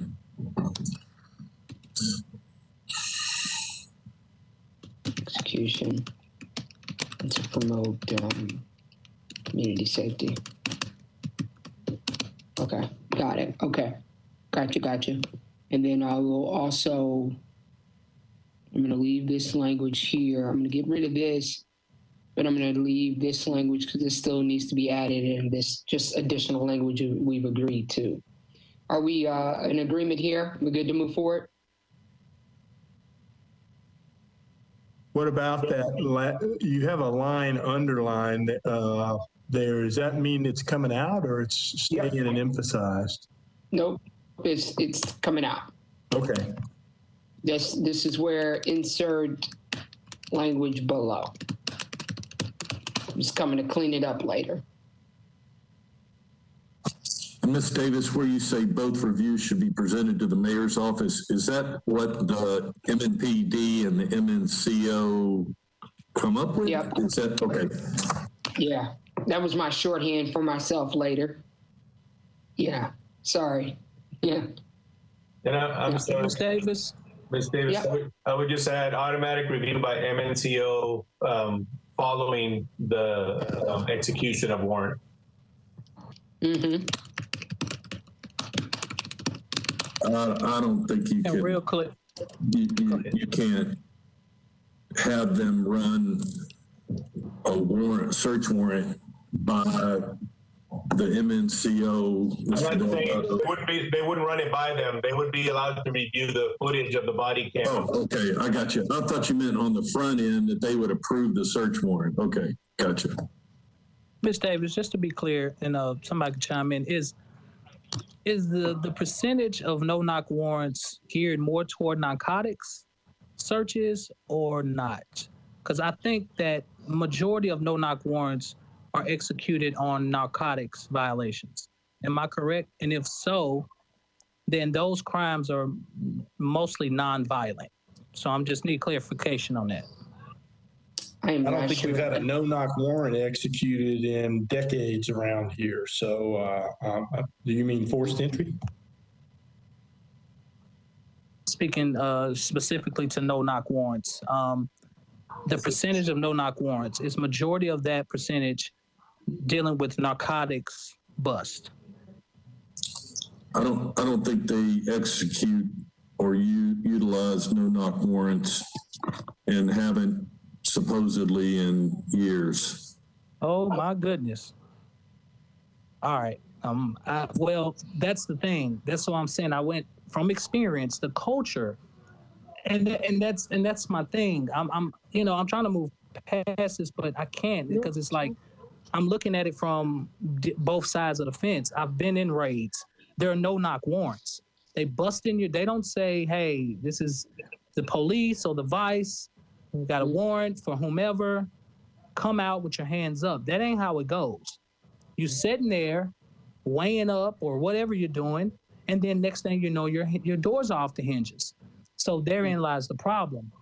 There's, we're saying policy-wise, and we're saying that, okay, we're going to do A, B, and C as it pertains to no-knock warrants, but culturally, they're going to be like, man, bust in that door. We're not studying that, and that's my thing. And we're seeing a lot of that, hints as to what everything is going on. Like they bust in the door. So how are we going to stop them from doing that in a abide by these policies or whatever we're putting forth? But I think maybe Mr. Foley can answer to this, but I think there's a difference of forced entry versus no-knock warrant, because no-knock warrants haven't been executed, I think Mr. Foley was saying, over a decade. So maybe he could explain the difference of the two. And then secondly, Mr. Shell, to your point, the whole point of having the process reviewed is so that they may wish to write language where maybe they do ban that from being an issue. So we're suggesting that in the language. I think I would argue that I'm on your side on that part, but rather than us write the language, we're going to ask the MNPD and the MNCO to review the policies, rewrite them, and as Ms. Lucas was saying, make sure that it's done in a timely manner.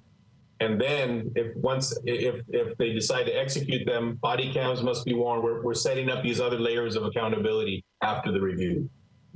Thank you, Mr. Delgado, and I appreciate you for that, and I understand where you're coming from. But just listening to the officer that we had on, he was saying under drastic circumstances, do they even recommend a no-knock warrant? And to my understanding, that policy is that they don't do them, but they do, and that's the thing. They say we don't do them, but they do them all the time. And that's what I'm trying to prevent. It needs to be strict. It needs to be understood. You know, and that's why I want to make sure we're going. I think that's what the next recommendation covers. That's what we're coming to. Non-Mnpd should officially and explicitly ban no-knock warrants in all of its materials, so that, and that's, I think, the issue that the community has raised, and thank you for raising it, because I think it's an important one, is that no matter what they say, it is still allowed under policy, so there is no accountability. There is no accountability for those people who are supposed to be doing a knock and announce, because they don't have the authority to do a no knock, but they're doing it anyway, but there's no accountability because they haven't technically violated official policy. So that next recommendation is to make sure that it is the official policy, so that if a no knock is executed, there will be accountability for that. I think we need to be a little careful here. I mean, we're supposed to drive data, and when you make a statement that then use these no-knock warrants all the time, what's your evidence to support that? I mean, the data doesn't support that at all. He's just saying that as a person talking on this committee. It's not right there. It's not written in the paper. Not there. That's not there. It didn't say it's all the time on the paper. He's just talking like just a part of this committee. The lived experience. So pull in, I understand what you're saying, and that's what I'm saying. That's the beauty in having a diverse panel of people, because from your stance, you see it black and white, and I see it from experience. And although I understand your point of view and what you've dealt with all these years, I'm telling you on the other side, and that's the problem. That's the disconnect between the established career police officers versus the public. And when from the public, they see this, they see it, they see the MNPD saying, hey, this is policy, but then like, hold up, that ain't what happened in this instance or that instance. And so that's the issue. And I'm just trying to make sure that the public can be confident moving forward and knowing that they don't, regardless, that they understand clearly what's happening if something should happen. And I just think we need to be very precise in the language and making sure that, we're getting to, hey, you're just not going to be able to bust in people's doors for non-violent offenses. I mean, something crucial, murders and things of that nature, by all means, bust in the door. But other than that, anything could happen. If you bust in my door, I don't know who you are if you didn't make an announcement. And if I shoot and then you shoot back, kill my wife, then nobody on the MNPD side is going to jail. And that's scary. That's traumatic. And we have to address that. Can I just add one thing here? I don't want to prolong this, but I also think we've got to remember that there are going to be body cameras that are already being implemented. It's a very expensive process, but it's going to be done. And I think, I agree with Mr. Sherrill about his issues about they say one thing, they do something else. I get that. But I think what we've got coming up will be records that we've been talking about accountability.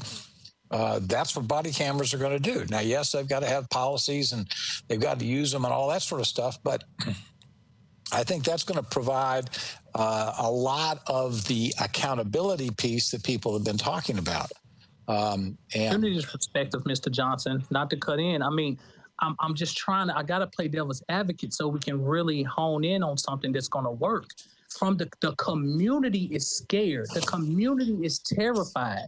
We have to understand the perspective of the community to make sure that the policies that we set forth are reflective and the community understands it. And with that being said, the community is terrified. Body cameras don't fix it all. We've seen numerous of occasions where body cameras were present and still bad things happen and no one was held accountable. That's my issue. Yeah, I think that's going to be, I think when we're talking about body cameras being implemented by the Metropolitan Police Department, this is basically a new rollout. And I think that's going to be whoever the new chief is, they're going to be implementing that in a way that will, I hope, will address the concerns that you have. I know they've done a lot of work in going across the country and looking at a lot of other people that have body cameras and trying to adopt what works and avoid what doesn't. But anyway, we can go on and on about this, but I do think that body cameras with an appropriate implementation, policies and so forth, will go a long way towards solving some of this problem, more so than in conjunction with whatever the policy is. Real quick, are we proposing, real quick, on the body cams, just for clarification, will the officer be in charge of the footage? Because I've seen in instances where they've clicked them off and then after the situation, clicked them back on. So, right, Cheryl. We'll get to a bit of that in later. Okay, I'm sorry. In fact, there's no, it's okay. There's a bit more about that. We're not tasked to absolutely send forth recommendations fully on the body camera. The good news is, however, MNCO is and folks like Dr. Berlier and Executive Director Fitchett and others work on this full time and have been issuing and focused squarely on that issue. But in the interest of time, I'm going to move us forward, and we can. It feels that we are very much comfortable with recommendation 2 for the racial disparities component, and recommendation 2 for the accreditation that you see on the screen in front of you. Under the no-knock warrants piece, we make it clear that MNPD should make their policy consistent with the practice in this case.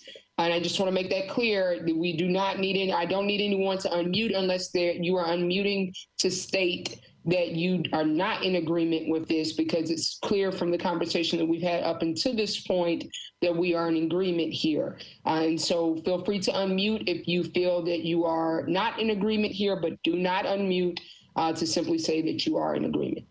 Let me pause there for that moment.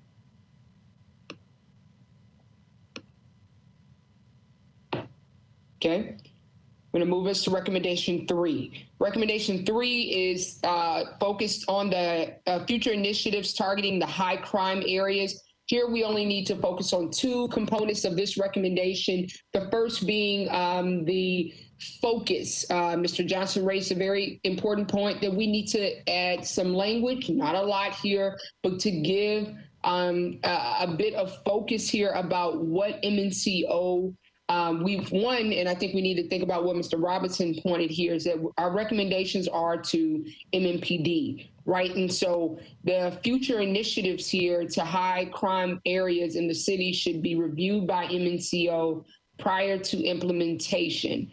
So if we're saying that this is a recommendation to MNPD, we need to reword this a bit to say prior to, and I'm just wordsmithing here, so folks feel free to unmute here and help me out. Prior to MNPD's implementation of future initiatives. And I believe this might have been, I don't know if this is Vice Chair Lucas, your committee here, so you all let me know if I'm not doing this right. Targeting high crime areas. It sounds like you all are saying you want it to be reviewed by MNCO, but Mr. Johnson is asking, what should they be looking for? What is the purpose of this? So do you have some language you want me to add in here? I'm sorry, are you, Madam Chair, are you talking to me? Well, no, I just want to make, Mr. Johnson, is that the point you were raising? I think you were asking that you wanted more direction. Well, I just wanted to know what the mechanics were. And I mean, I think if you phrase it that the police department, before they introduce, any new initiatives or whatever, would share that or consult with or whatever with the MNCO. I just for their recommendations or their review or something. I just don't know what happens. I think we need to just give a little more form to what we are recommending that the department do with MNCO and any new initiatives. Okay, gotcha. Vice Chair Lucas, any thoughts you would add here? I know you offered a little bit of details on Operation Safe Street, so we remember that, but anything else you add here? This is just my draft sentence here of just rephrasing it so we mention MNPD here. I think ultimately we're trying to get the MNPD on rollouts like this to collaborate with the MNCO. You know, it would be nice if they would collaborate with and develop these target initiatives, and then they roll it out together. I think the community would be much more open to any initiative that was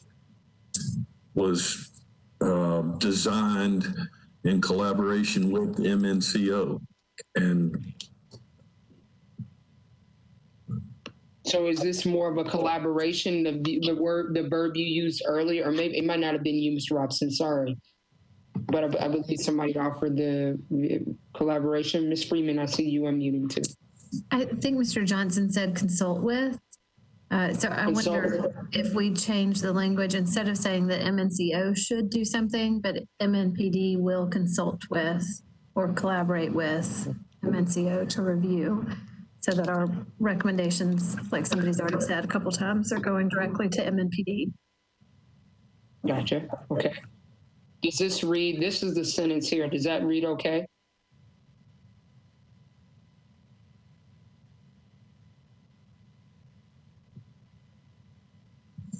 I would suggest prior to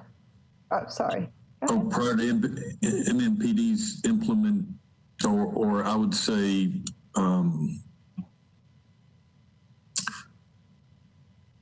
we used implementation twice. I would say prior to MNPD formalizing any future initiative,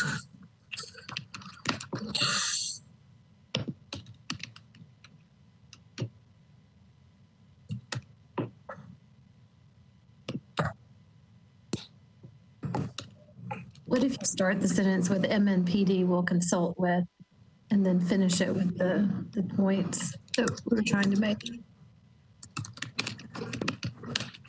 On the phrase review the intent and purpose, maybe to the ramifications, to review the ramifications of the initiative.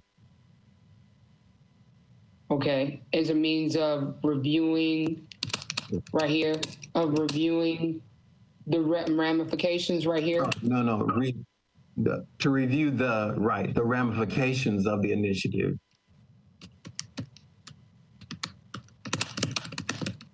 Right here? Right. Do we take out intent and purpose? Well, I look at the word intent and purpose as this is the reason. Like you might have an intent, but that intent might have some unsavory ramifications. So maybe it's part of it. Could it be part of the collective, like intent? Sure. Maybe it's the intent, purpose, and ramifications. Potential ramifications? I'm sorry, I couldn't hear you. Any potential ramifications? Potential. Mm-hmm. Okay, I can put that potential. Mm-hmm. I gotcha. Absolutely. Okay, so are we good on that? it should probably say any potential either negative or community affected you need something there. Yep, negative. Is negative okay? Yeah. Potentially.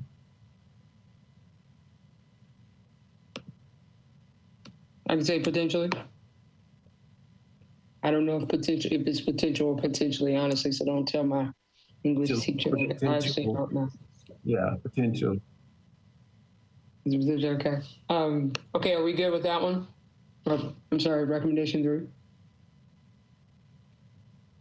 That's good. Okay. Recommendation 4, we agreed to come back for conversation here, and excited delirium.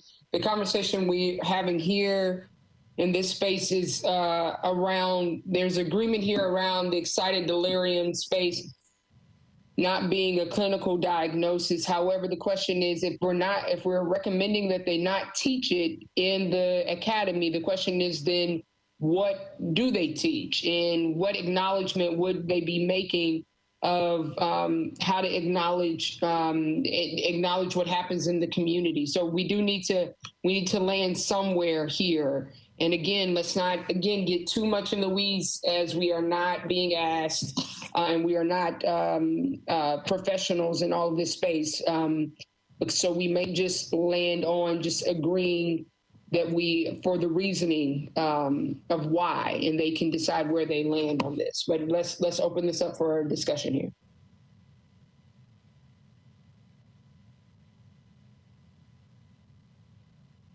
I'll defer to Mr. Robinson because he was the one who originally brought up the issue that officers would need to be able to recognize ED. Ms. Davis, what I had written out here, I am aware that some cities are working with their medical emergency departments. My suggestion would be that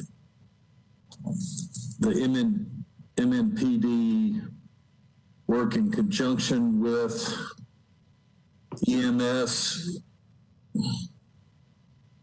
and mobile crisis to develop protocols to identify and address excited delirium type encounters. You know, it's not necessarily I'm just commenting now. It's not just a medical diagnosis. It's rather a confluence of multiple issues. Mm-hmm. But I would like to see Metro work with EMS and mobile crisis to develop a policy that is in the best interest of the person exhibiting these issues, and that protects the officers, protects the community, and protects EMS workers, if that makes sense. Okay. Okay. I'm good. I didn't catch the. I'll be honest. I didn't catch the full. Like I would have been typing it and trying to capture it like I had been there. Can you? Were you already typing it out, or can you repeat it there and I can try to capture it? Yes, ma'am. I would just say, given the risk to persons suffering from this condition, the MNPD should work in conjunction with EMS and mobile crisis to develop protocols ensuring safety of the individual, the officers, the community, and the EMS providers.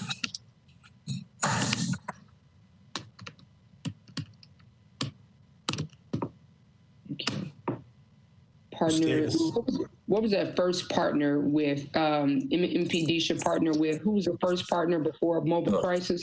EMS. Thank you. I cut someone off? No, I just wanted to weigh in very briefly here. This is Russ Pulley. Yeah. And when I looked into this recommendation, it appeared excited delirium was defined in the use of force policy for the sole purpose of basically ensuring that officers obtain immediate medical attention to the individuals who experience the symptoms of that. And MNPD developed their response protocol in conjunction with the director of emergency medicine at Vanderbilt University. And the response model was that was developed at Vanderbilt was recently touted by the National Association of EMS Physicians as best practice. So I just want to make sure you're aware of that as we move forward. Thank you. That's great. Thank you, Mr. Pulley. Thank you very much. Mr. Lucas, I see you.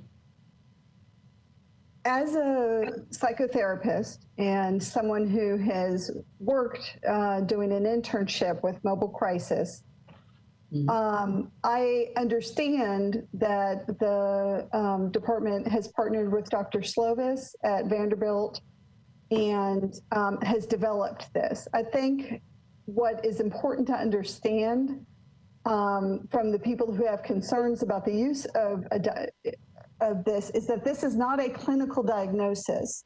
There is no mental health or substance abuse diagnosis recognized in the DSM, by the American Psychiatric Association, by the American Psychological Association, by the NASW, and any of the other governing bodies of mental health or substance abuse providers.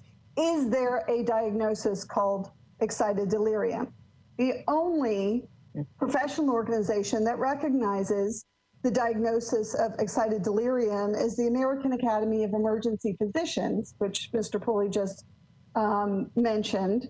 And Dr. Slovis was the head of, until recently, the emergency department at Vanderbilt University. There are some serious concerns that there may be a conflict of interest between the American Academy of Emergency Physicians and the taser industry. And they believe that excited delirium has been used as a justification for using a taser on many individuals. I heard what the officers at the Academy said, and I appreciated very much what they said, is that teaching the concept of excited delirium is a way of ascertaining whether or not what the officer is dealing with is a medical emergency. And I think that is an important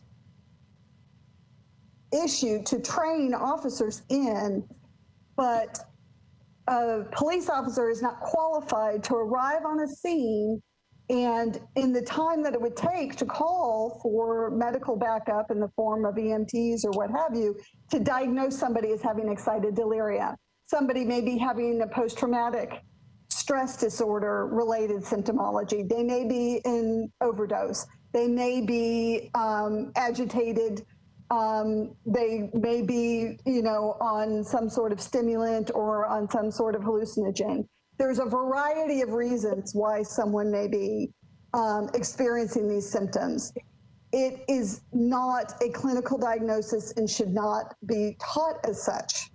And I think that this, again, I hate to sound like a broken record, is an issue that several concerns have been raised with the community on. And I think that our work and our recommendations around how mental health should be involved in responding may be a better place than this.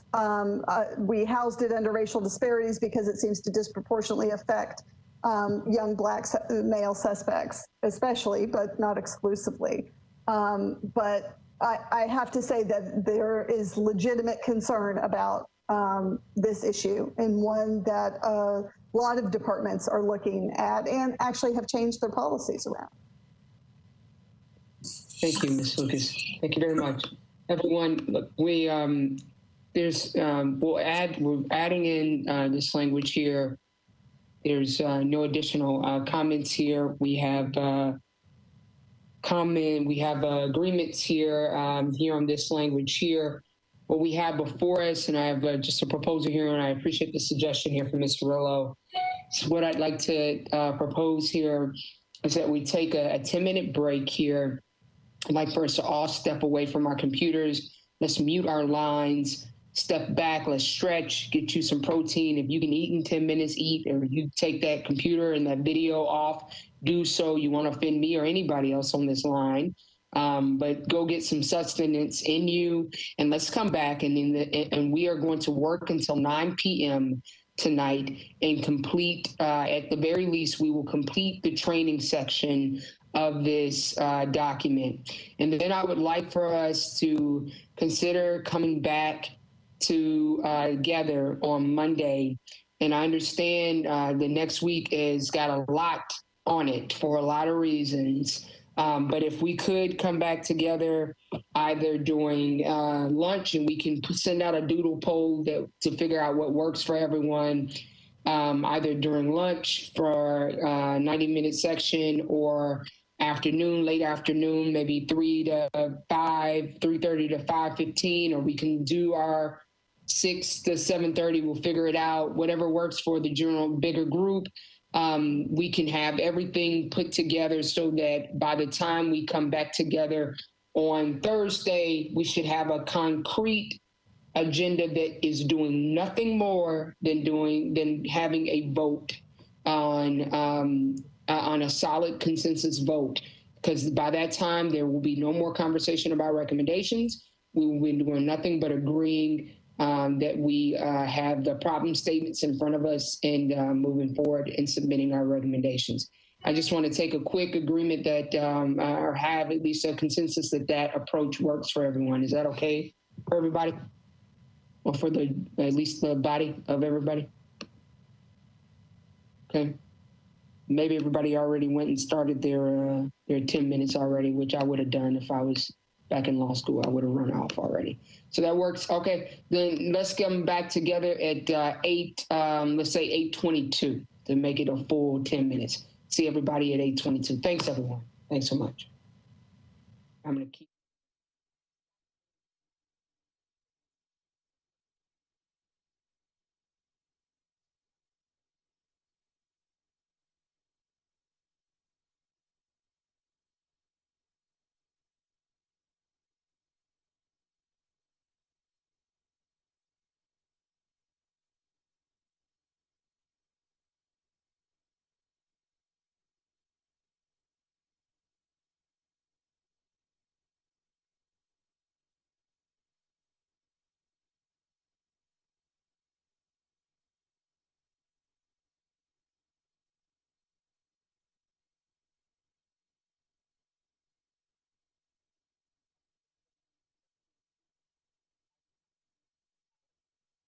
Go back into the recommendation 1, which is training, and the training section. For the training section, we were in agreement for the language there, the MNPD training as it relates to empty hand training. I'm not going to read it in full detail there, but the only comment or question that was raised there was related to adding a definition related to trauma-informed care. And so I've added that definition there, and welcome Ms. Freeman to add in some comments, or anyone else, as it relates to whether or not that definition is comprehensive or sufficient enough. I also see Mr. Pulley's hand here. Any comments or questions there, Mr. Pulley, or anyone else? Sorry, Madam Chair, I had my hand up from the last time, so I appreciate you acknowledging that. No problem, no problem. Ms. Freeman, any thoughts on, or anyone else, any thoughts on that definition there? Not putting you on the spot, just want to make sure it addressed what you raised. Sorry, Ms. Davis, I'm trying to read. I don't know if anyone else has thoughts on. I might need to think through and maybe shoot you an email here shortly, but a slight difference in trauma-informed care versus trauma-informed practices. So I don't think we want to move towards asking MNPD to adopt trauma-informed care. And Ms. Lucas may weigh in, or somebody else, on not seeing those terms. I don't want to get too caught in the semantics and prolong conversation that we need to move on. But can I send you a definition? That would be great. Yeah. In fact, I'll just, I'm going to underline, and that always tells me that this is not quite right and needs my attention later. Okay. So I'll know, and I'll put Freeman, and that'll tell me something to go talk to Ms. Freeman. That works. That's great. Okay. Thank you so much. Recommendation 2 here is about the recommendation is related to cultural competency training. Providing positive exposure to recruits to have to Nashville's marginalized communities and neighborhoods and community members. And the focus would be on education of the history of MNPD's engagement with these same communities and presence in the neighborhoods and groups. And focus also would be on going beyond the 1960s civil rights era. And if folks remember when we had the training and the conversation at the academy, we learned that the only current conversation they're having as it relates to race and racial relations is 1960s. It does not talk about anything beyond that from 1960s forward. And so we wanted to come a little bit beyond that, as we know quite a bit has happened in the last 60 years. Any comments or questions on that? Are we in agreement? Okay. On recommendation 3, the piece here in this question in red here is a question, I believe, from our Vice Chair Lucas. I can answer the question there that there is a current panel here. The conversation here, and this is the training subcommittee, is myself, Mr. Delgado, and Mr. Allen. We met together. Mr. Allen was wonderful enough to have the time to go out and speak with and do some kind of mini interviews with members of MNPD for us, and brought just a litany of really good, chock full of information back to our subcommittee before we met. And then we used that in addition to information we pulled on the internet to have a really in-depth conversation. And so we were asking for the current review panel for promotions, 1, to be diverse, and then 2, for the selection of that committee or that review panel to be both gender and racially diverse. And then for those same people to have enhanced cultural competency and bias training, so that as they're deciding who is moving up in the ranks, that they can be both aware of their own bias and remove those in that space. Any comments or questions or thoughts or dissenting opinions in that regard there in those spaces? Okay. And recommendation 4 is all officers should submit to annual physical and mental health examinations, with the mental health examinations facilitated by non-MNPD personnel.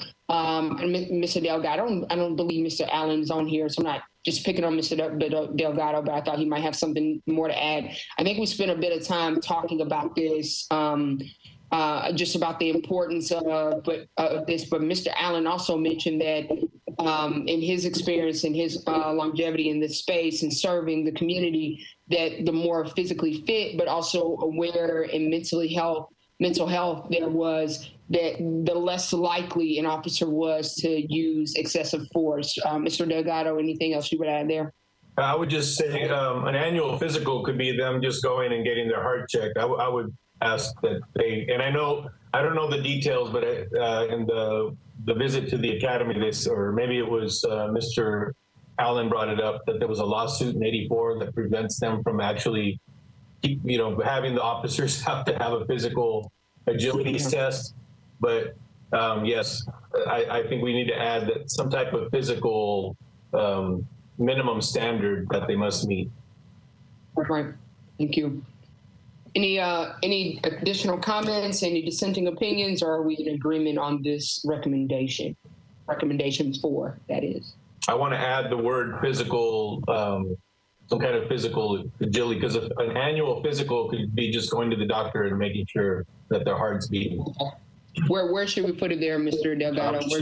Annual physical mental health examination with the mental health information only by and be subject to a minimum standard physical agility test, something like that. How's that? At the very end. Right here. Yeah, and be subject to a minimum standard or level, I guess standard physical agilities exam. Standard, yeah. What would be the purpose of the agilities exam?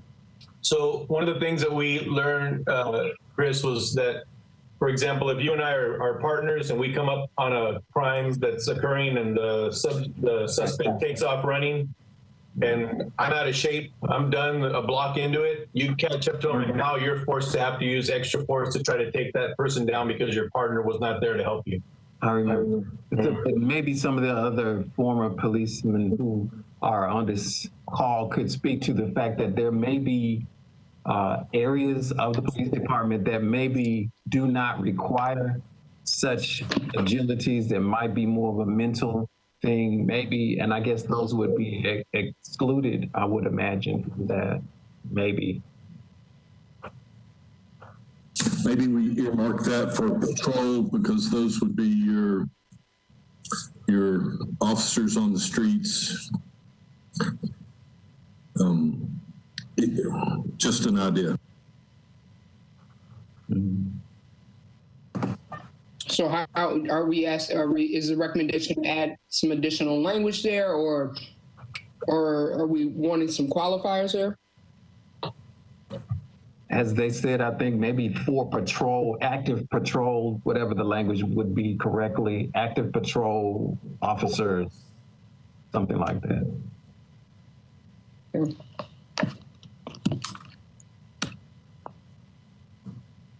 So we say, is it active, is it just active patrol officers, or are they the only ones that would be? Maybe, I'm sorry to interrupt, Ashley, maybe instead of doing it at the beginning there, right before the standard agility, we say, and any officer which could be required to engage with the public in a what am I trying to say? Somebody help me out here. Where they could have to issue a warrant or arrest someone, or a patrol officer or something, something along that line. If someone could help me clean that up. So we're eliminating anybody that might be in an administrative position, if you will. Mm-hmm. So non-administrative roles, which I don't know if that would be. We could go back and clean it up a little bit later. And just as a side note, this is mentioned again in recommendation 6 of the use of force de-escalation set of recommendations. It just says to adopt a policy related to all new recruits and active officers, fitness and well-being. It says more than that, but just to remind us that we either take it out of there or not duplicate it somehow. Thank you. Okay. And which one is that? Where is that stated? Recommendation 6 in the use of force, excessive force set of recommendations. First sentence. Okay. Got it. Okay. I'll make sure I'm going to put that just for myself.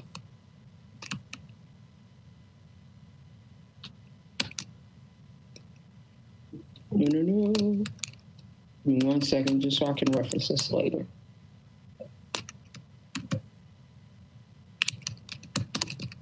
All right, got it. Okay. Anything else anyone wants to add here or mention?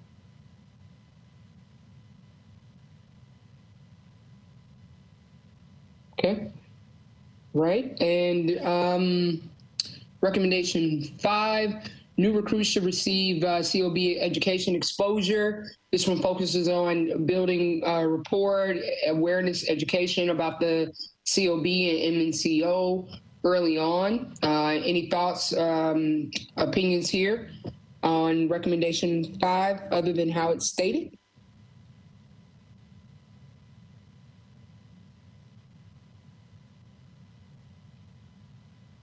Okay.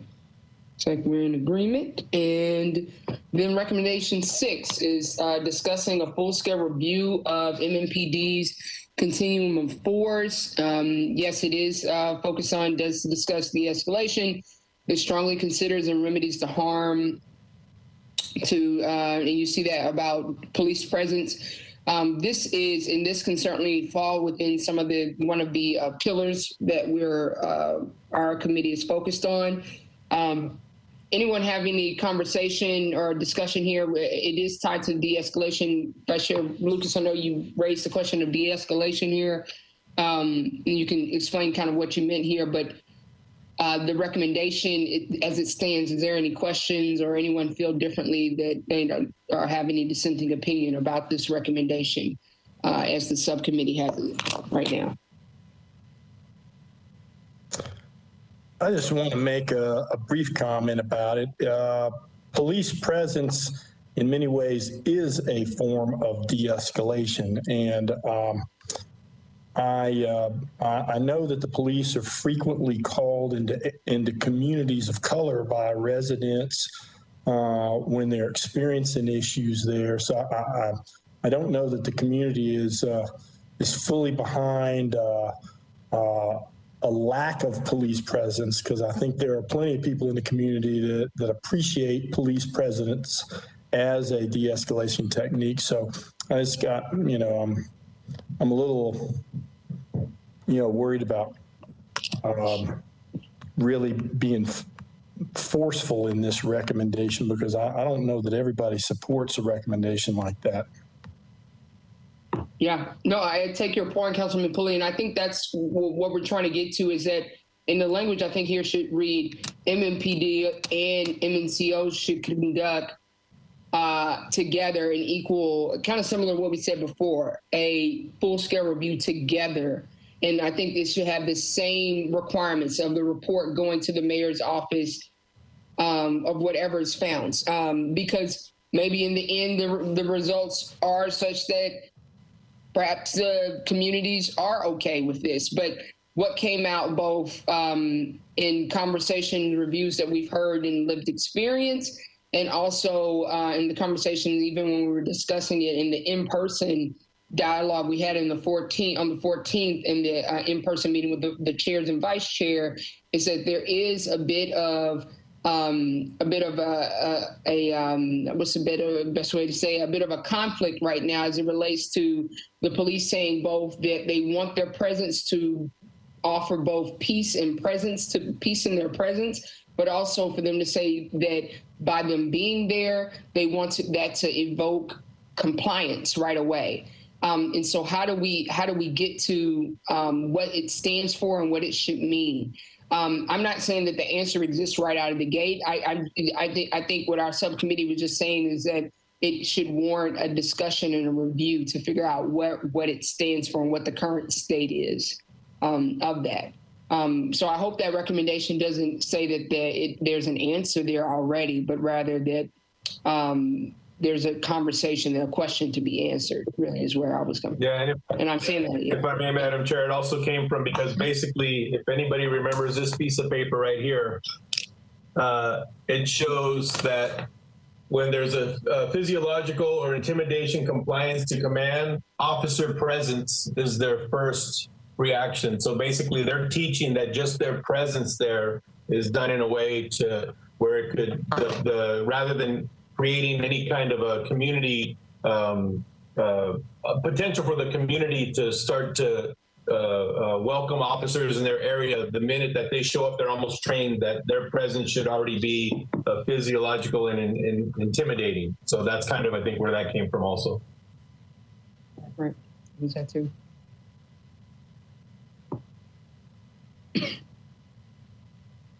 your thoughts, questions, or just opinions here on some of the other? If I could add, just for context, I think I definitely understood what Councilmember Pulley stated, but I think that there's a disconnect with the definition of over policing. That the community sees police presence and over policing in one way, and the department may see it in another way. So I do think that there's the opportunity, especially working with community oversight, to really define what a good level of police presence really is, and not over policing. Thank you, Mr. Matthews. That's a good point.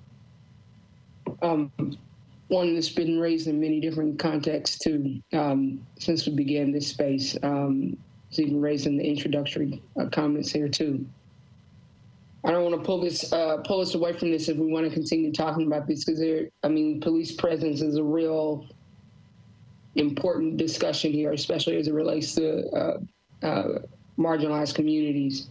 Are there any other comments here? Dr. Jackson, I see you unmuted. I'm not sure if you were trying to say something, so feel free. Okay. No? Okay. Anything else here by anyone else? Madam Chair, yeah. I think I'm unmuted. Yeah. Yeah, I can hear you. I'm just having a hard time understanding what this is supposed to say. I'm not saying I disagree or disagree with it. I just don't understand it. Okay. Might I jump in? Sure. Okay. So again, I don't know, Mr. Johnson, if you remember.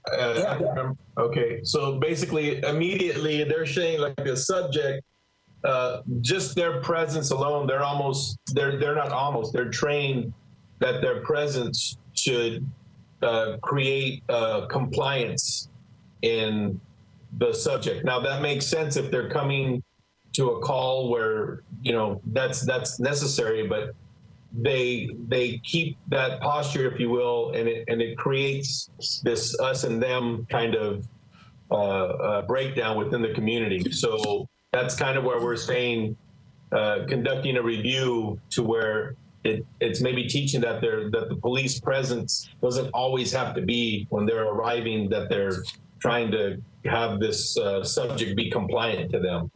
And forgive me, it's late. I've been up since 4 a.m., but that's basically. Well, okay. I mean, I don't disagree with that.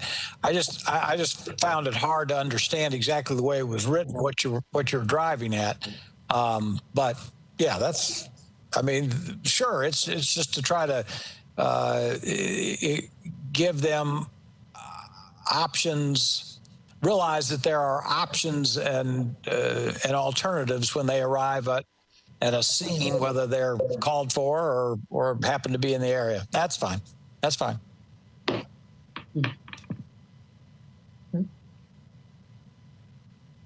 Any other comments, questions here? I do see that this is missing a verb here. Right? No, actually it's not. Okay. Okay. Now we'll move to recommendation 7. Any comments here on the de-escalation tactics? This one focuses on the de-escalation tactics that are used before an officer uses force, whether it's non-deadly or deadly, and that failing to use reasonable de-escalation techniques when circumstances permit should make the officer subject to disciplinary action. Training should be clearly stated and taught that physical force should only be used as a last resort. Any comments or thoughts on this particular recommendation?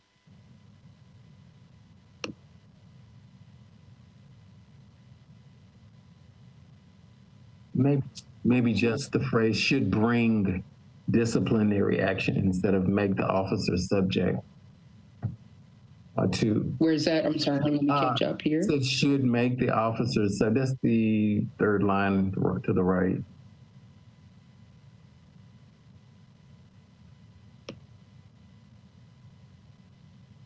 right here? Yeah, bring disciplinary action.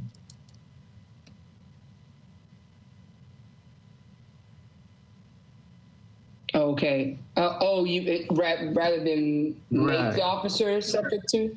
Yeah, this may be just simpler. Or unless you think, unless whoever wrote it thinks those words are germane to the point. Well, I'm only married to it because I put the verb there, Mr. Dr. Jackson. But but I'm okay with it if others are. I'm okay with it. I'm not married to it. What about other pieces of it? Anything else you would wordsmith there or change or add to it? No. Okay. Any other components of the recommendation anyone else has any thoughts on? The way I read it, it's like a requirement, and to me, it should be stated more as when possible, as opposed to required, because I don't think you're going to be able to de-escalate in a. I think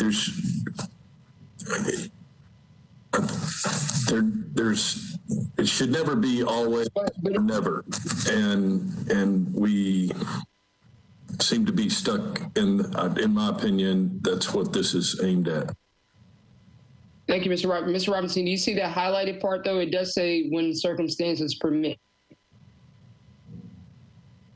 Is that good for you? Okay, I'll see it now.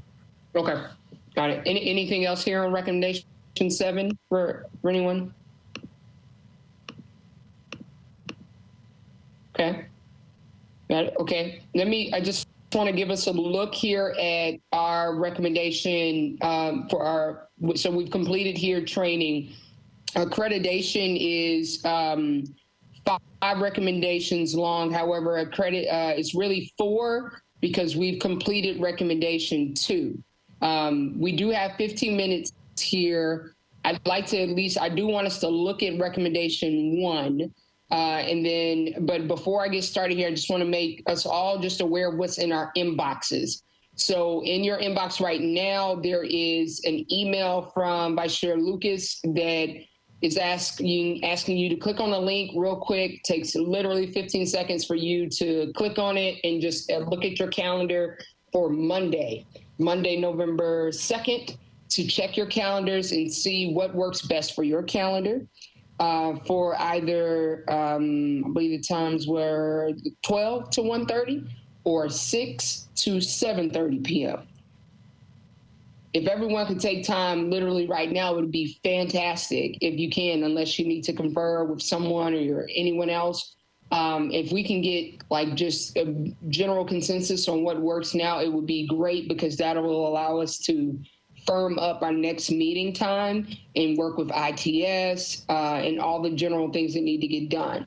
Just one thing is that we won't be able to live broadcast if we are doing this at 6 p.m. We will need to, it will be shared the next day. However, if 6 p.m. Monday is what works, that's okay. That's when we'll do it. But if everyone could just take the quick amount of time before you close up shop tonight to complete that doodle poll. All you got to do is click. If it's both times at work, do it. Click both of them and submit it really quickly. It puts it in blindly. Nobody gets to see it except for the owner of the doodle poll. And then it gets sent to us and then sent to me as chair. And then I'll send the date and time that works for everyone. Any questions on the poll that we'll have? Okay. All right. Let me just go through what's left here. So we have accreditation, discipline, and then use of force, de-escalation, and also use of force, excessive force. We do have also here the recommendations related to the data in our data committee. Now, this part here, we don't have a ton of context because we were not a part of that data committee space. And so we're going to have to take a different approach to this. And I will work closely with Mira on this. Ms. Bilal, actually, I believe Ms. Bilal is on the call. Yes, Ms. Bilal is on the call. I just can't see her image, but I know she's here. To make sure that we take this approach the right way so that we can submit these recommendations cleanly with the right same style of approach. But what I do need everyone to be prepared for on Monday is that you've taken the time already to look through accreditation, you look through discipline, use of force de-escalation, excessive force, but also look through these data and data committee policy recommendations as well. You need to be familiar with them as well, and you'll see that they have some overlapping here too. So there's probably some spaces where we don't really need to reinvent the wheel. We can probably delete some of these because we've already made the recommendations. And Ms. Lucas has already done the beautiful work of showing us where we likely have already had overlapping with other subcommittees. Any questions here on where we are and where we are going to be at the end of Monday? All right, sounds good. I can't see everybody, but I am scrolling through very quickly. Okay, well, then I think we're in good shape. I will clean this up and make sure I work with, of course, Ms. Lucas here, make sure this is cleaned up. Ms. Freeman, thank you for sharing with us a good definition of the trauma-informed practice and ensuring that it's something that we can use. And thanks everyone for your patience, for your diligence, and for participating thoughtfully and just so wonderfully tonight. I say it all the time, but I wouldn't want to be on those other committees. I'm on the best committee, and I mean that wholeheartedly. So thank you, everyone. You can't even see me, so you didn't even see me shed that tear just then, but I mean it. I really do appreciate these last 10 weeks. I mean it so very much. Thank you all for trusting us, me as your chair, but also for working with us all these weeks. So anything else for the good of the body? Anything at all? No, I'm sorry, Ms. Lucas. Yes, please. Yeah. Just to reiterate both what Ms. Davis said about thank you so much for all of your energy and time around this. If you could, and I know we have all of us so much on our plates as it is, but if you do have the opportunity to read through these things over the weekend and come prepared with suggestions, if you feel like the language is too vague or you feel like the language is inaccurate, if you could bring a suggestion for what you think it should be instead, or if you think a sentence needs to be taken out, if you could come with those changes marked up, that would be fantastic. That would be really helpful and possibly save us some time. All right. Thank you all. You got work to do on November 2nd, and then you got even bigger work to do on November 3rd if you didn't do it by 7 p.m. tonight. And I know where you were at 7 p.m. tonight because you were with me. So see ya. Have a good night, everybody. See ya. See ya.